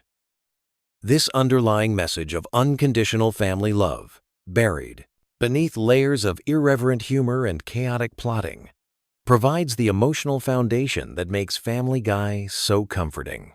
When you're lying in bed, vulnerable and preparing to surrender consciousness for several hours, there's something deeply reassuring about spending time with a family that, despite everything, genuinely cares about each other. So tonight, as you settle in with another episode of Family Guy playing softly in the background, remember that you're not just watching a cartoon. You're participating in a ritual shared by millions of people around the world who have discovered that sometimes the best way to fall asleep is to spend time with the Griffin family.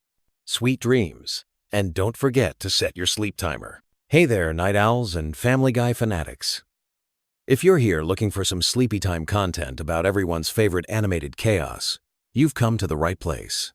Tonight we're diving deep into the wild world of Quahog with some fascinating Family Guy facts that'll ease you into dreamland. So grab your pillow, get comfortable, and let's explore the bizarre universe that Seth MacFarlane created. Picture this. It's 1999, and a young animator has just pitched what would become one of television's most controversial and beloved animated series. Seth MacFarlane was only 25 years old when he created Family Guy, making him one of the youngest creators in television history to have his own primetime animated show. The pilot episode cost a mere $50,000 to produce, which is practically pocket change by today's animation standards. MacFarlane not only created the show, but also voices 4 of the main characters, including Peter Griffin, Brian the dog, Stewie, the scowling baby, and the perverted neighbor, Glenn Quagmire. Speaking of voices, here's something that might surprise you. The voice of Meg Griffin has changed over the years, but not in the way you might think. Originally, Lacey Chabert from Mean Girls fame voiced the teenage daughter during the first season and most of the second season. However, due to scheduling conflicts with her other projects, Mila Kunis took over the role starting in season 2. Interestingly, Kunis was initially hesitant about taking the job because she thought it was just a temporary gig. Little did she know, she'd be voicing the character for over 2 decades. The show's production history is almost as chaotic as the Griffin family itself. Family Guy was actually canceled not once, but twice by Fox. The first cancellation happened after the second season in 2000. Then it was brought back for a third season, only to be canceled again in 2002. What saved the show was something unprecedented at the time. DVD sales and reruns on Adult Swim were so successful that Fox decided to resurrect the series in 2005. This made Family Guy the first canceled show in television history to be brought back primarily due to DVD sales and cable reruns. Let's talk about the town of Quahog for a moment. While it's fictional, MacFarlane based it on his own hometown of Kent, Connecticut. Many of the locations in the show are inspired by real places from his childhood. The Drunken Clam, where Peter and his friends hang out, was inspired by a real bar in Kent. Even some of the street names in Quahog are taken directly from streets in MacFarlane's hometown.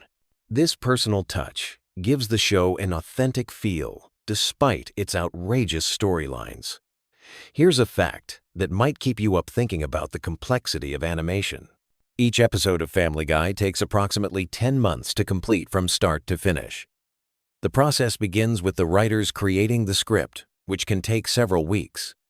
Then comes the voice recording, followed by animatic creation, character design, background painting, and finally, animation. A single 22-minute episode requires approximately 15,000 individual drawings, That's nearly 700 drawings per minute of finished animation. Brian the dog is arguably one of the most complex characters in animation history. He's an intellectual who drinks martinis, writes novels, and has strong political opinions. But here's something fascinating about his character development. McFarlane originally intended for Brian to be more of a traditional pet character, but as the show progressed, Brian became increasingly humanized. The character serves as McFarlane's voice for political commentary and social criticism. Brian's pretentious personality and liberal viewpoints often reflect McFarlane's own beliefs, making the dog essentially the creator's animated alter ego.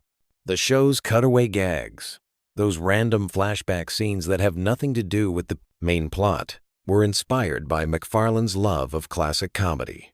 He drew inspiration from shows like The Carol Burnett Show and Saturday Night Live. These cutaways became one of Family Guy's most distinctive features, allowing the writers to include jokes and references that wouldn't fit into the main storyline. Some episodes contain up to 15 different cutaway gags, each requiring its own mini production cycle. Stewie Griffin's character underwent one of the most dramatic transformations in television history. In the early seasons, Stewie was portrayed as an evil genius baby bent on world domination and matricide. His primary goal was killing his mother, Lois. However, as the series progressed, the writers shifted his character toward being more flamboyantly gay and less homicidal. This transformation wasn't planned from the beginning, but evolved naturally as the writers discovered what worked best for the character's comedy potential. The show's musical numbers deserve special recognition. McFarlane, who studied animation at the Rhode Island School of Design, is also an accomplished singer and musician. Many of Family Guy's musical sequences showcase his talents, particularly the big band and jazz numbers. The episode Road to Rhode Island featured a musical number that was so well received it spawned an entire series of road episodes pairing Brian and Stewie together. These musical interludes often require months of additional production time and specialized animators who can synchronize character movements with complex musical arrangements. Here's something about the show's writing process that's quite remarkable. The Family Guy writer's room operates differently from most television shows. Instead of having a traditional hierarchy, McFarlane encourages a collaborative environment where any writer can pitch jokes or storylines. The writers often compete to see who can come up with the most outrageous or offensive joke, pushing the boundaries of what's acceptable on television.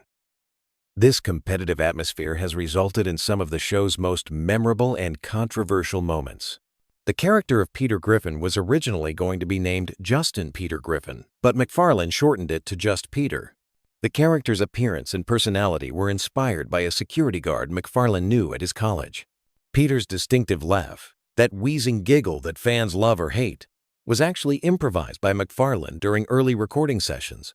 The laugh became so popular with the production team that they decided to make it a permanent part of the character.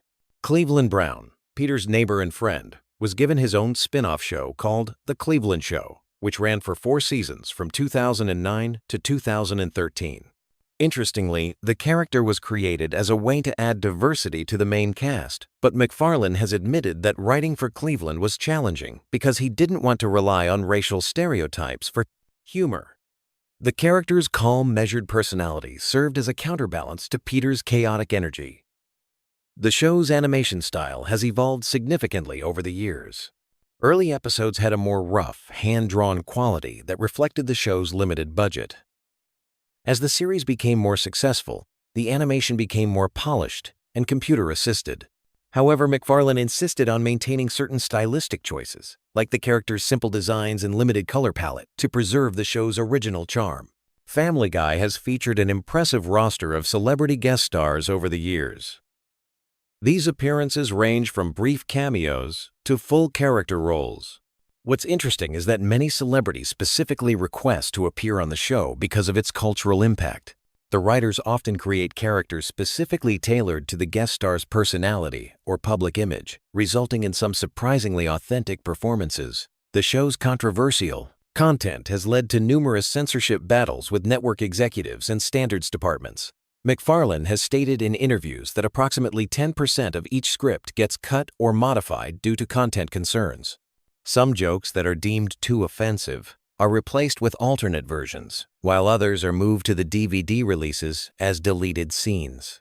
This constant push and pull between creative freedom and broadcast standards has actually improved the show's writing, forcing the creators to be more clever with their humor. Here's a production detail that animation fans will appreciate.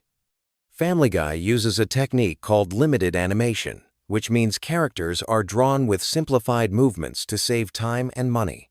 However, the show occasionally breaks this rule for special sequences, particularly musical numbers or action scenes.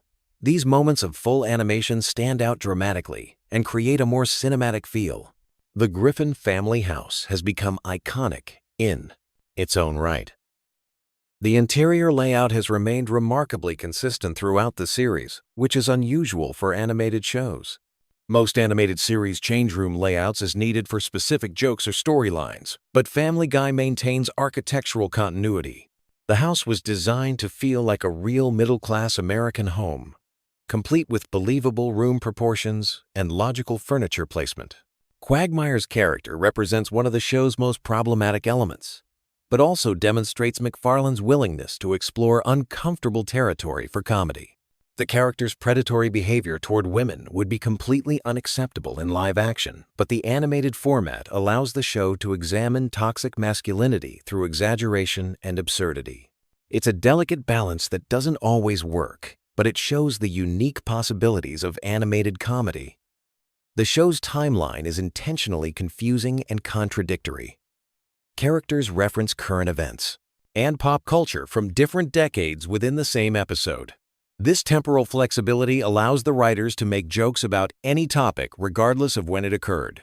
Stewie remains a baby despite the series spanning over 20 years, and other characters don't age either. This suspended animation of time keeps the show perpetually contemporary. Family Guy's influence on internet culture cannot be overstated.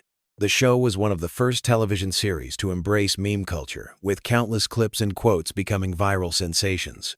The cutaway gags are perfectly suited for short-form internet content, and many viewers discover the show through social media clips rather than traditional television viewing. The voice acting process for Family Guy is quite different from other animated shows. Most animated series record voices individually, but Family Guy often records multiple actors together to capture natural conversation rhythms.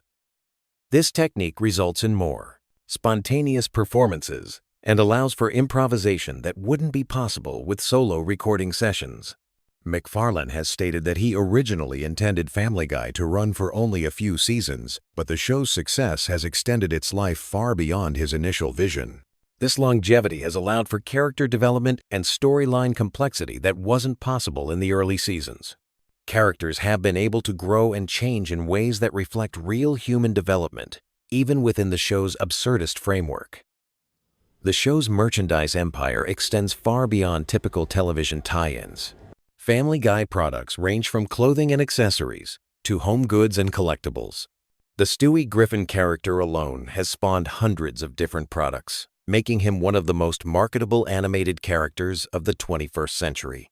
As we drift towards sleep, it's worth reflecting on how Family Guy changed television animation forever.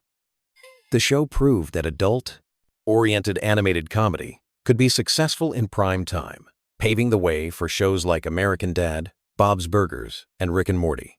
Its irreverent humor and willingness to tackle controversial subjects opened doors for creative freedom that didn't exist before.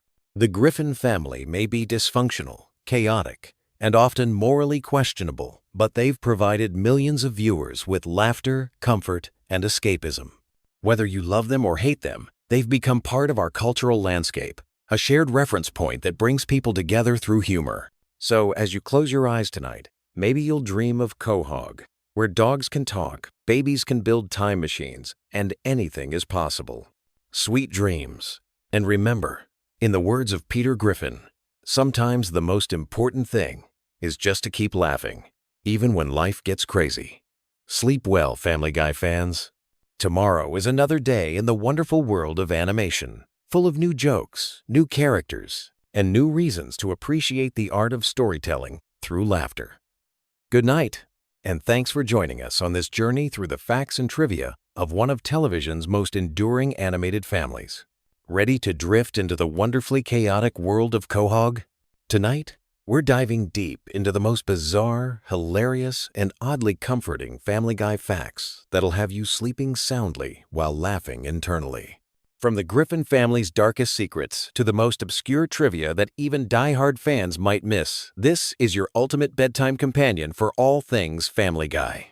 Let's start with something that might surprise you. Peter Griffin wasn't always meant to be the bumbling patriarch we know and love. The original concept had him as a more competent character, but as the show evolved, his stupidity became his defining trait. What's fascinating is how this intellectual decline actually mirrors real-world studies showing that prolonged exposure to certain environments can affect cognitive function. Peter's workplace at the brewery, his constant drinking, and his circle of equally dim friends created the perfect storm for his legendary ignorance. Speaking of Peter's proud intelligence, did you know his IQ has been tested multiple times throughout the series? While never explicitly stated, various episodes hint that it hovers somewhere between a goldfish and a particularly slow houseplant. The writers deliberately keep it vague because, as creator Seth MacFarlane once mentioned in interviews, giving Peter a specific IQ would limit the comedic possibilities. Sometimes he needs to be smart enough to operate heavy machinery. Other times he can't figure out how doorknobs work. The Griffin house itself holds secrets that most viewers never notice. The layout has mysteriously changed dozens of times throughout the series, with rooms appearing and disappearing like they're part of some supernatural phenomenon. The basement alone has been everything from a simple storage space to an elaborate laboratory, a nightclub, and even home to Peter's secret basement family. This isn't just inconsistent animation. It's actually become a running gag among the production team, who deliberately shift the house's internal geography to mess with detail-oriented fans. Here's something that'll make you appreciate Stewie even more. His distinctive British accent wasn't originally planned. Seth MacFarlane was experimenting with different voices during early development, and the posh British accent was meant to be temporary. However, when they recorded the first few episodes, the contrast between this sophisticated voice coming from a baby was so hilarious that they kept it. The accent also serves a deeper purpose, representing Stewie's intellectual superiority over his family, while simultaneously making his evil plots seem more theatrical than genuinely threatening. Brian Griffin represents one of television's most complex characters when you really think about it. He's an atheist in a predominantly Christian household, a failed writer in a family that doesn't value intellectual pursuits, and an alcoholic struggling with depression while maintaining a facade of being the voice of reason. The writers have used Brian to explore serious topics like addiction, mental health, and existential crisis, all while keeping the show fundamentally comedic. His relationship with Stewie works so well because they're both outsiders in their own family, bonded by their shared sense of not quite belonging. The show's animation style has evolved dramatically since its debut, but one thing that's remained consistent is the deliberate simplicity of character designs. This wasn't just a budget consideration. It was an artistic choice that allows for more fluid animation during the show's famous action sequences. Those epic Peter versus giant chicken fights require characters that can be drawn quickly and consistently by multiple animators, which is why everyone has such distinctive, simple silhouettes. Cleveland's departure and return to the show created one of the most interesting character arcs in animated television. When he left for his own spin-off, the writers had to figure out how to maintain the dynamic of Peter's friend group. Joe and Quagmire's personalities were subtly adjusted to fill the void Cleveland left behind. When Cleveland returned after his show was canceled, he was noticeably different, more cynical, and world-weary, reflecting both the character's experiences and perhaps the writer's own feelings about the failed spin-off. The show's time travel episodes aren't just random comedy. They're actually carefully constructed to avoid major paradoxes while still allowing for maximum chaos. Stewie's time machine has specific rules that the writers follow consistently, even when it's not explicitly stated. Time travelers can't prevent their own birth. Major historical events have a way of correcting themselves, and actions in the past create ripple effects rather than complete timeline rewrites. This attention to detail in such a seemingly chaotic show demonstrates the sophisticated writing behind the surface-level humor. Meg's treatment by her family has sparked countless discussions about bullying and family dynamics. What's interesting is that the writers have admitted they sometimes feel guilty about how harshly Meg is treated, leading to occasional episodes where she gets small victories or moments of genuine family connection. These episodes often perform better with audiences, suggesting that viewers appreciate depth even in characters who primarily exist for comic relief. The show's use of cutaway gags serves a purpose beyond just random humor. These flashbacks and fantasy sequences allow the writers to explore scenarios that would be impossible within the show's normal continuity. They're also used strategically to control pacing, breaking up dialogue-heavy scenes or extending episodes that might otherwise run short. Some of the most memorable Family Guy moments come from these seemingly throwaway gags, proving that sometimes the best comedy comes from complete non sequiturs. Lois Griffin's character represents an interesting study in maternal archetypes. She's simultaneously the long-suffering wife, the voice of reason, and occasionally the instigator of chaos. Her wealthy background provides constant opportunities for class-based humor, while her decision to marry Peter creates natural conflict with her family. The writers have explored her character depth through various episodes, showing her capacity for both nurturing and destruction, making her far more complex than the typical animated housewife. The show's musical numbers aren't just entertainment. They serve specific narrative functions. Songs are used to advance plot, develop character relationships, and provide emotional beats that straight dialogue might not achieve. The production team includes talented musicians who ensure these sequences feel authentic rather than forced. Some episodes are structured entirely around musical numbers, creating mini operettas within the traditional sitcom format. Family Guy's relationship with censorship has created some of the show's most creative moments. When standards and practices reject certain content, the writers often find more clever ways to address the same topics. This has led to some surprisingly sophisticated social commentary disguised as silly cartoon humor. The show's late-night time slot allows for more adult content, but the writers still push boundaries in ways that require careful navigation of network policies. The voice acting process for Family Guy is unique in animation. Seth MacFarlane voices multiple main characters, often having conversations with himself that require precise timing and distinct vocal characterizations. Recording sessions involve complex choreography as he switches between Peter, Brian, and Stewie, sometimes within single scenes. Other voice actors have adapted to this rhythm, creating an ensemble performance style that's rare in animation. The show's treatment of death and resurrection has become increasingly casual over the years. Characters have died and returned so often that mortality has lost much of its dramatic weight. This reflects both the show's cartoon logic and its approach to consequences. Actions that would be traumatic in real life become temporary inconveniences in the Family Guy universe, allowing for more extreme comedy without lasting emotional impact. Product placement and corporate references in Family Guy often serve dual purposes. While they sometimes represent genuine sponsorship deals, they're more often used for satirical commentary on consumer culture. The show frequently mocks the very brands it features, creating a complex relationship between commercial interests and creative expression. This balancing act reflects broader tensions in modern television production. The show's international versions reveal interesting cultural adaptations. Different countries handle the humor differently, sometimes replacing American-specific references with local equivalents. These translations offer insight into how comedy translates across cultural boundaries and what elements of Family Guy appeal to global audiences versus American-specific humor. Background characters in Family Guy often have surprisingly detailed backstories that never make it into episodes. The writers develop full histories for even minor characters, creating a rich fictional universe that extends beyond what viewers see. This attention to detail helps maintain consistency and provides material for potential future storylines, even if most of this information never becomes canonical. The show's handling of controversial topics has evolved significantly since its early seasons.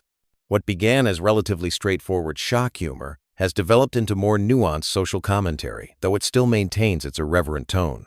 The writers have learned to balance pushing boundaries with responsible storytelling, creating content that generates discussion rather than just controversy.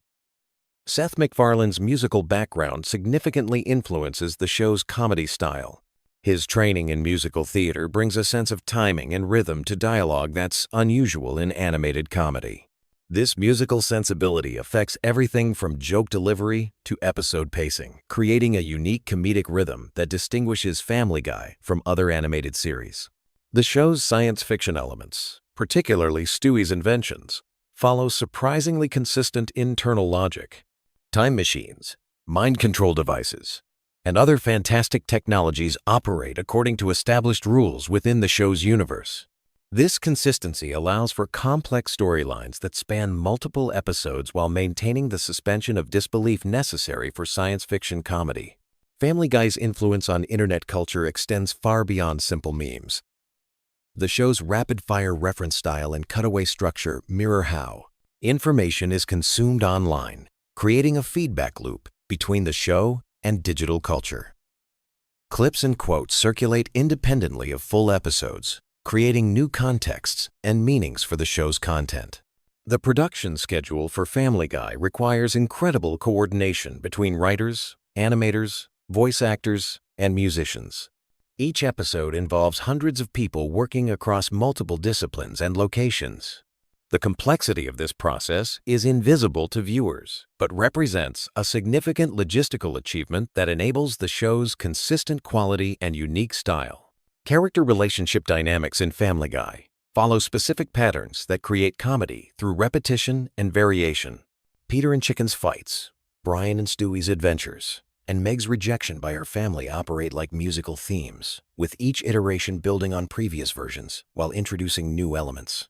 This structural approach to character interaction creates familiarity while maintaining surprise. The show's approach to aging is particularly interesting in animation. Characters remain physically the same while their experiences accumulate, creating personalities that develop without visual change. This allows for long-term character growth while maintaining the visual consistency that animation requires. The writers must balance character development with the static nature of animated characters.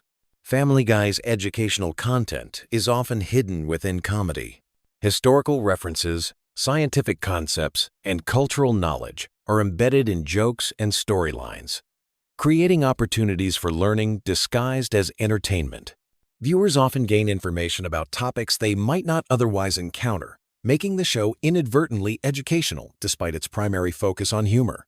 The show's production team includes specialists in various fields who ensure accuracy in specialized content, medical procedures, legal situations, and technical details are researched to maintain believability even within the show's exaggerated reality.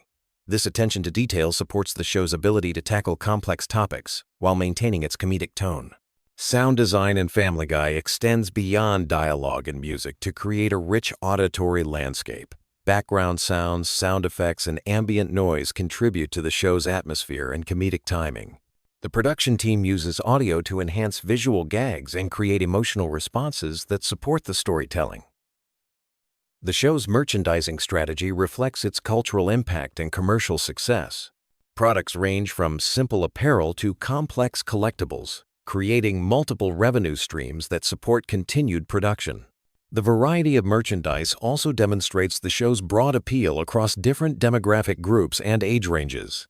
Family Guy's influence on other animated shows is evident in the proliferation of adult-oriented animated comedy. The show's success paved the way for numerous imitators and inspired shows that push boundaries in different directions. This influence extends beyond animation to live-action comedy, creating a lasting impact on television humor. As we drift toward sleep, remember that Family Guy represents more than just animated comedy. It's a cultural phenomenon that reflects our society's humor, values, and contradictions. The Griffin family's chaos mirrors our own family dynamics, Their struggles echo our personal challenges, and their resilience reminds us that laughter can overcome almost anything. Whether you're dreaming of time travel adventures with Stewie, epic battles between Peter and a giant chicken, or simply the comfort of familiar voices telling familiar jokes, Family Guy continues to provide entertainment that's both sophisticated and silly, meaningful and meaningless, just like life itself. Sweet dreams. And remember, somewhere in Quahog, the Griffin family is probably getting into another ridiculous situation that'll make you laugh tomorrow. Want to drift off to sleep while learning some wild Family Guy facts? Perfect. Let me take you on a gentle journey through the chaotic world of Quahog, Rhode Island, where nothing is quite what it seems, and everything is fair game for comedy. Family Guy first aired on January 31st, 1999, and from day one it was clear this wasn't your typical animated sitcom. Created by Seth MacFarlane when he was just 24 years old, the show began as his senior thesis project at the Rhode Island School of Design. That student film caught the attention of Fox executives, who saw something special in MacFarlane's irreverent humor and distinctive animation style. The Griffin family consists of Peter, the well-meaning but often clueless father who works at a toy factory, Lois, his patient wife from a wealthy family, their 3 children Meg, Chris, and baby Stewie, plus Brian, their intellectual talking dog. What makes this family unique isn't just that their dog can speak, but that each character represents a different comedic archetype pushed to its absolute extreme. Stewie Griffin, the baby with the British accent and sophisticated vocabulary, wasn't originally meant to be the breakout character he became. In early seasons, his primary motivation was world domination and eliminating his mother Lois. His elaborate schemes and advanced technology created some of the show's most memorable moments. The character's intelligence was so advanced that he built time machines, created clones of himself, and developed weapons that would make military contractors jealous. The show's cutaway gags became its signature storytelling device. These random flashbacks and tangential scenes allowed writers to explore absurd scenarios without worrying about plot continuity. One moment Peter might be arguing with his neighbor, and suddenly we're transported to medieval times or watching a parody of a classic movie. This technique gave Family Guy unlimited creative freedom and became one of its most beloved features. Brian the dog serves as the show's voice of reason, though he's far from perfect. He's an aspiring writer who never quite achieves his literary dreams, a liberal who often comes across as pretentious, and an alcoholic who struggles with personal relationships. His friendship with baby Stewie created some of the series' most touching and hilarious moments, as these 2 unlikely companions embarked on adventures through time and space. The show's relationship with censorship has always been complicated. From its earliest episodes, Family Guy pushed boundaries that other animated shows wouldn't dare approach. The writers seemed to delight in finding new ways to shock audiences while still maintaining enough heart to keep viewers emotionally invested. This balancing act between outrageous humor and genuine emotion became the series' trademark. Family Guy's cancellation and resurrection story reads like a television miracle. After 3 seasons, Fox canceled the show due to declining ratings. However, reruns on Adult Swim and strong DVD sales demonstrated that the show had found its audience. Fan campaigns and impressive syndication numbers convinced Fox to bring the series back, making Family Guy one of the few shows to return from cancellation and achieve even greater success. The voice acting on Family Guy deserves special recognition. Seth MacFarlane voices not only Brian and Stewie, but also Peter Griffin and Glenn Quagmire, among others. His ability to switch between these distinct characters, often within the same scene, showcases remarkable vocal range. The supporting cast, including Alex Borstein as Lois, Mila Kunis as Meg, and Seth Green as Chris, brings depth and personality to their roles that extends far beyond simple cartoon voice work. Music plays a surprisingly important role in Family Guy's appeal. The show regularly features elaborate musical numbers that parody Broadway productions, classic films, or popular songs. These sequences often become standalone entertainment pieces that fans remember long after episodes end. MacFarlane's background in musical theater influences these segments, bringing professional quality arrangements and performances to animated comedy. The show's pop culture references span decades and genres. Whether parodying Star Wars, paying homage to classic television shows, or making jokes about contemporary celebrities, Family Guy operates as a cultural time capsule. These references create layers of humor that reward viewers with broad cultural knowledge while still remaining accessible to casual audiences. Family Guy's international success surprised many industry observers. The show airs in over 100 countries and has been translated into dozens of languages. What works as American humor apparently translates well across cultural boundaries, though some countries have edited or banned certain episodes due to content concerns. The animation style of Family Guy deliberately evokes classic television cartoons while incorporating modern techniques. The character designs are simple yet expressive, allowing for quick production turnaround while maintaining visual consistency. This approach enables the show to tackle current events and topical humor without lengthy production delays.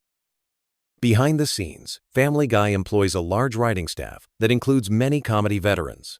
The writer's room operates on collaborative principles where any idea, no matter how outrageous, gets consideration.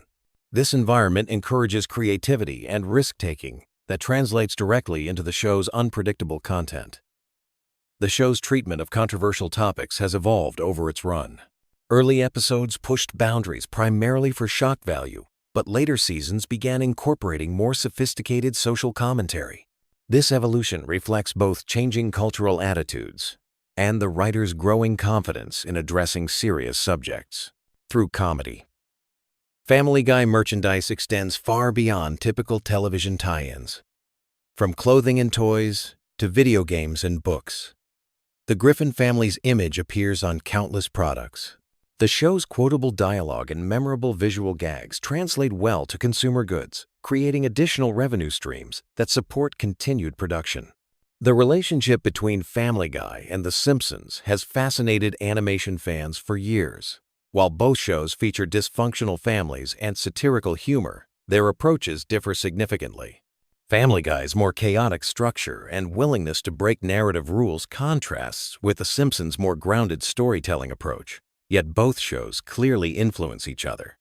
Guest stars on Family Guy include major Hollywood names who often play exaggerated versions of themselves.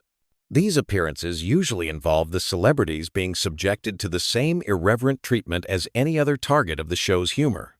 The willingness of famous people to participate suggests that being mocked on Family Guy has become a strange mark of cultural relevance. The show's impact on internet culture cannot be overstated. Countless memes, video clips, and quotable moments from Family Guy circulate online constantly. The show's visual humor and memorable one-liners make it perfect for social media sharing, extending its cultural reach far beyond traditional television viewing. Family Guy's production schedule requires incredible efficiency. Animated shows typically have longer lead times than live-action productions, but Family Guy maintains a pace that allows for relatively current topical humor. This balance between animation constraints and comedy timing requires careful planning and execution from the entire production team. The show's portrayal of religion, politics, and social issues often generates discussion and debate. Rather than taking consistent ideological positions, Family Guy seems more interested in finding humor in all perspectives. This approach allows the show to maintain broad appeal, while still engaging with serious topics that matter to audiences. Character development on Family Guy follows unusual patterns compared to traditional television. While most shows feature characters who grow and change over time, Family Guy characters often reset to their baseline personalities between episodes. This approach prioritizes comedy over continuity, allowing writers maximum flexibility in crafting jokes and storylines. The economics of Family Guy's success demonstrate the value of patient investment in creative content. The show's initial cancellation and subsequent revival created a case study in how dedicated fan bases can rescue quality entertainment. This success story has influenced how networks evaluate shows with devoted but initially small audiences. Family Guy's influence on other animated comedies is clearly visible across the television landscape. Shows that followed have adopted similar rapid-fire joke delivery, pop culture references, and willingness to break conventional narrative rules. The series helped establish a new template for adult animated comedy that continues inspiring creators today. The show's approach to historical events and figures creates educational opportunities wrapped in entertainment. While the historical accuracy might be questionable, Family Guy's treatment of past events encourages viewers to learn more about the real stories behind the jokes. This combination of education and entertainment reaches audiences who might otherwise avoid traditional historical programming.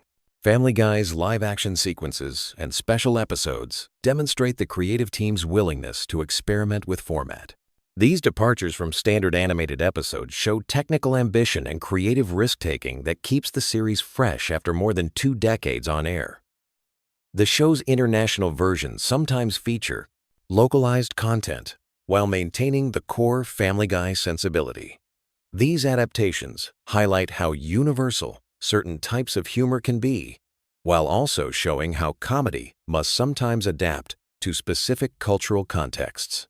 As we wrap up this gentle exploration of Family Guy's world, remember that behind all the chaos and controversy lies a show created by people who genuinely love comedy and aren't afraid to push boundaries in pursuit of laughs. Whether you find Family Guy hilarious or offensive probably depends on your personal comedy preferences, but there's no denying its impact on television and popular culture. The Griffin family continues their adventures in Quahog, bringing their particular brand of mayhem to audiences around the world. From Stewie's latest schemes to Peter's newest workplace disaster, from Brian's philosophical observations to the family's bizarre encounters with neighbors and celebrities, Family Guy remains a unique voice in animated television. So as you drift off to sleep, perhaps you'll dream of talking dogs and time-traveling babies, of elaborate musical numbers and impossible sight gags. In the world of Family Guy, anything can happen, and usually does. Sweet dreams. And remember that in Quahog, Rhode Island, normal is just a setting on the washing machine that nobody ever uses. The show's legacy continues growing with each new episode. Each new generation of fans discovering the Griffin family's adventures for the first time. Whether Family Guy maintains its edge or evolves with changing times, one thing remains certain. Peter, Lois, Meg, Chris, Stewie, and Brian have earned their place in television history as one of the most distinctive and memorable animated families ever created. What's up, everyone, and welcome back to the channel where we dive deep into the most dysfunctional family on television. Today we're talking about something that's been bothering me for years watching Family Guy. Peter Griffin might be an absolute disaster of a human being, but honestly, his wife Lois has pulled some stunts that would make any reasonable person run straight to a divorce lawyer. I'm talking about moments so outrageous, so completely unforgivable, that you'll be questioning how this marriage even survived. We're counting down the 5 most shocking times Peter should have packed his bags and never looked back. Trust me when I say number 1 is going to blow your mind because it involves a certain pop star and some seriously questionable decisions. But before we jump in, make sure to hit that subscribe button and ring the notification bell because we've got tons more Family Guy content coming your way. Let's kick things off with number 5. And honestly, this one still makes me uncomfortable just thinking about it. Picture this. Lois Griffin, the supposedly devoted wife and mother, decides to have an affair with none other than former President Bill Clinton. Yeah, you heard that right. The President of the United States. Now, I know Family Guy is known for its outrageous storylines, but this one crosses every possible line you can imagine. The whole mess starts when Clinton rolls into Quahog for what's supposed to be an innocent beauty contest judging gig. His presidential limo conveniently breaks down right in front of the Griffin house, and suddenly Peter finds himself starstruck by his new famous friend. At first it seems harmless enough, just 2 guys hanging out causing minor mischief around town. But then Lois discovers Peter looking absolutely terrible the next morning, and she is not having it, especially when she finds out he brought home a random pig from their adventures. Now, here's where any normal person would just have a conversation with their spouse about boundaries and responsibility. But Lois Griffin is not normal people. Instead of talking to Peter directly, she marches herself over to Clinton's hotel room to give the former president a piece of her mind about corrupting her husband. Big mistake. And I mean astronomically huge mistake. Because the next thing you know, She's completely fallen for Clinton's legendary charm. The situation goes from bad to absolutely catastrophic when Peter walks in to find his wife in bed with the president. Can you even imagine that moment? The betrayal, the shock, the complete destruction of everything you thought you knew about your marriage.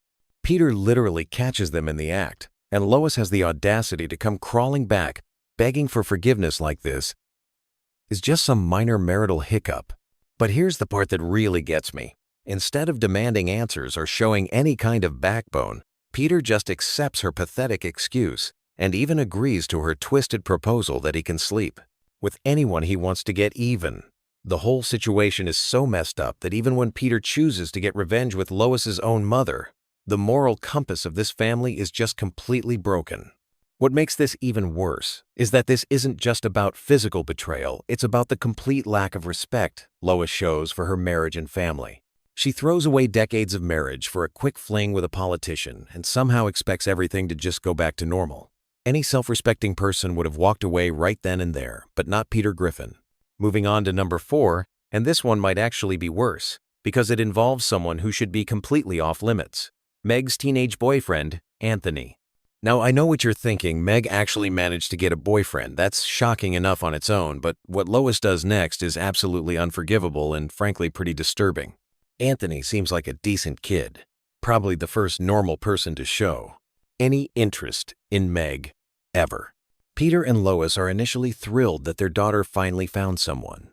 But then Anthony makes one innocent compliment about Lois looking like a movie star, and suddenly she's acting like a predator stalking her prey. The whole thing starts innocently enough with Lois just feeling flattered by the attention, but then she completely loses her mind and starts fantasizing about this underage kid. We're talking about a grown woman in her 40s getting worked up over a teenage boy who's dating her own daughter. The levels of wrong here are just astronomical, and it gets so much worse. Lois doesn't just fantasize, she takes action. She literally creates a schedule showing when Peter will be out of the house and when she'll be available. She hands this to a minor, along with details about her personal life that no teenager should ever know about. The predatory behavior is so blatant and disturbing that it's honestly hard to watch. When she finally makes her move and tries to seduce Anthony, the kid is surprisingly into it, which somehow makes the whole situation even more disturbing. But of course, Meg walks in at the worst possible moment and catches her own mother trying to hook up with her boyfriend. The emotional damage this causes to Meg is something that family will probably never recover from. The worst part about this whole scenario is how Lois handles getting caught. Instead of taking responsibility for her completely inappropriate behavior, she manipulates the situation to make herself the victim. She tells Peter that he makes her feel old and ugly, essentially blaming him for her decision to prey on a teenager. And Peter, being the spineless disaster that he is, actually apologizes to her, and the whole thing gets swept under the rug like nothing happened. This right here should have been the end of their marriage. There's no coming back from trying to sleep with your daughter's underage boyfriend. The betrayal of trust. The emotional damage to Meg. The complete breakdown of appropriate boundaries. It's all unforgivable. But somehow Peter just lets it slide, and life goes on as normal in the Griffin household. Coming in at number 3, we have the time Lois discovered gambling and literally bet away the family car at a casino. This one starts innocently enough, with the family taking a road trip to help Chris with his Boy Scout troubles. Peter, being Peter, refuses to ask for directions, even when they're clearly lost, and the situation gets worse when he needs to make an emergency bathroom stop at a Native American casino. While Peter handles his business, Lois finds herself with some free time, and that's when she spots the poker machines. Now, for most people, this would be a harmless distraction, maybe lose a few dollars and move on with your day. But Lois Griffin has zero impulse control, and within minutes, she's completely hooked on gambling. The addiction happens so fast, it's actually frightening to watch. One minute she's just curious about the flashing lights and sounds, the next minute she's feeding money into these machines like her life depends on it.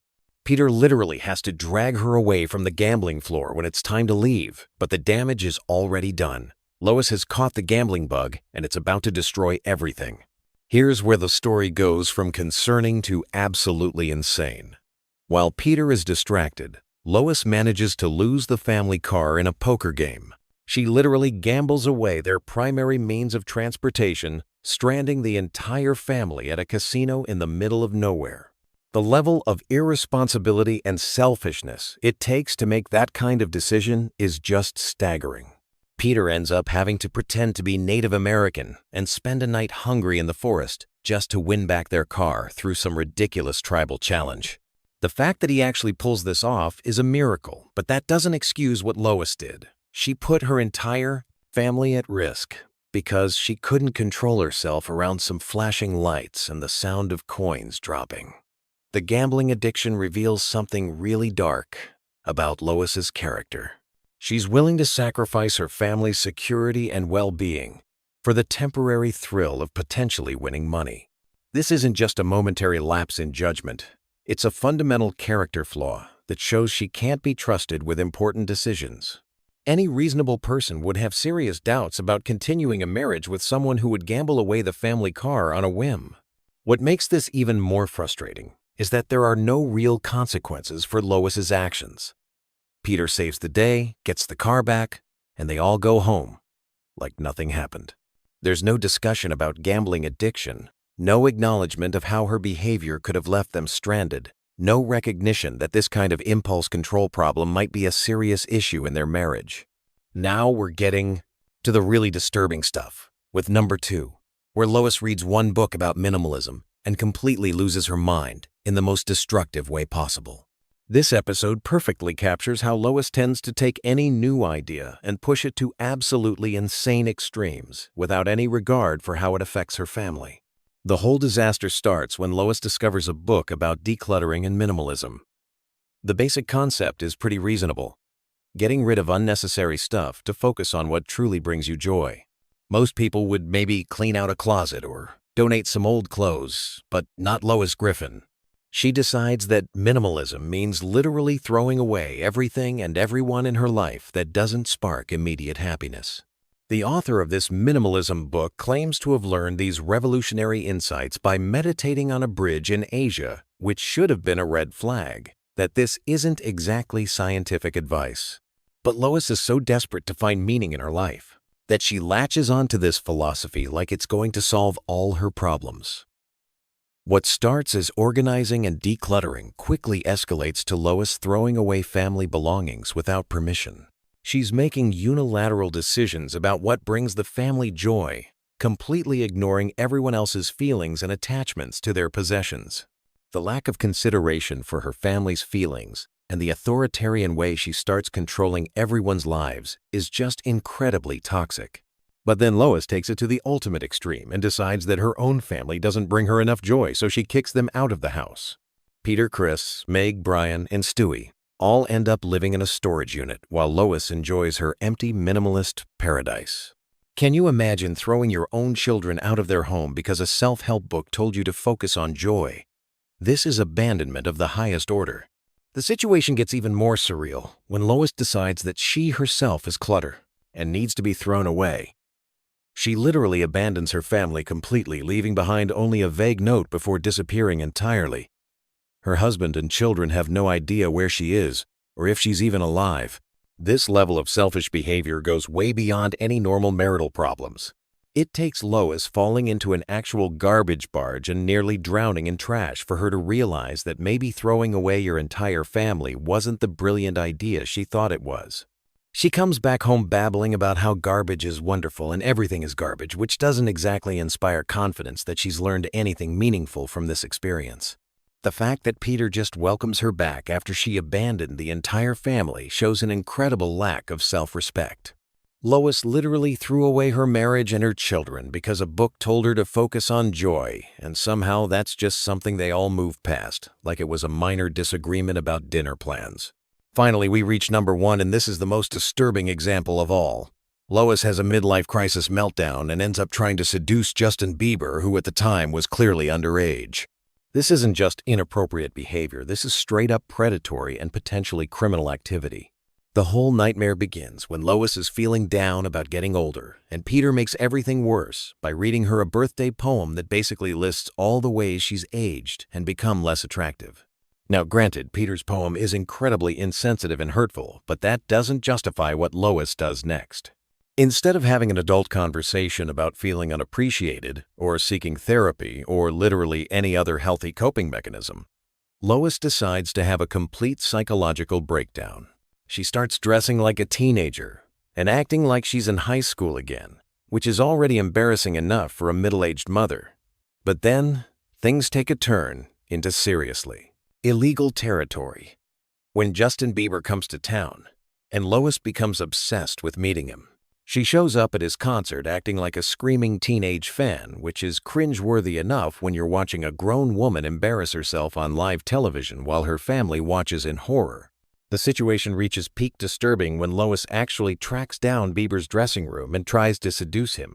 She bribes a security guard, gets into his private area, and starts making advances on someone who is clearly a minor.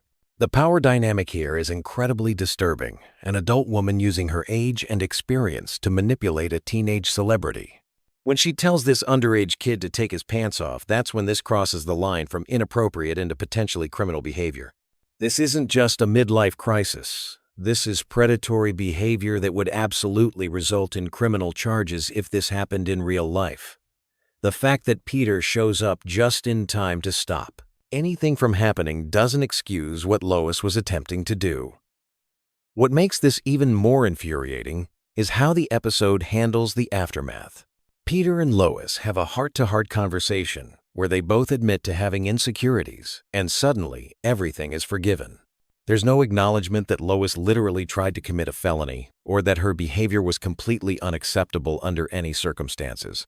This pattern of behavior throughout all these episodes shows that Lois Griffin is fundamentally selfish, manipulative, and completely unable to take responsibility for her actions. Whether she's cheating with presidents, gambling away family property, abandoning her children, or attempting to seduce minors, she always finds a way to make herself the victim and avoid any real consequences.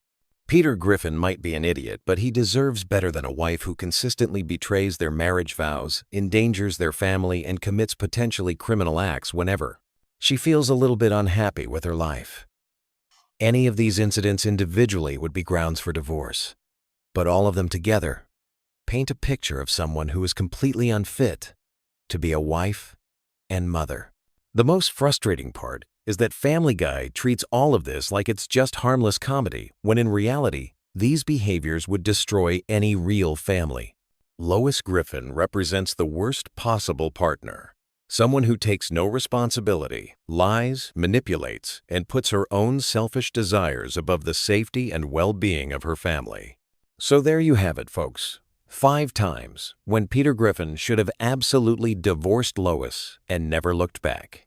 From presidential affairs to attempted felonies, this woman has done things that would end any normal marriage immediately. Let me know in the comments which one of these shocked you the most, and whether you think there are any other Lois moments that deserve to be on this list. Don't forget to smash that like button if you enjoyed this deep dive into the Griffin family dysfunction, and subscribe for more Family Guy content. We've got tons more episodes to break down, and trust me, there's no shortage of material when it comes to this completely insane cartoon family. Thanks for watching, and I'll see you in the next one.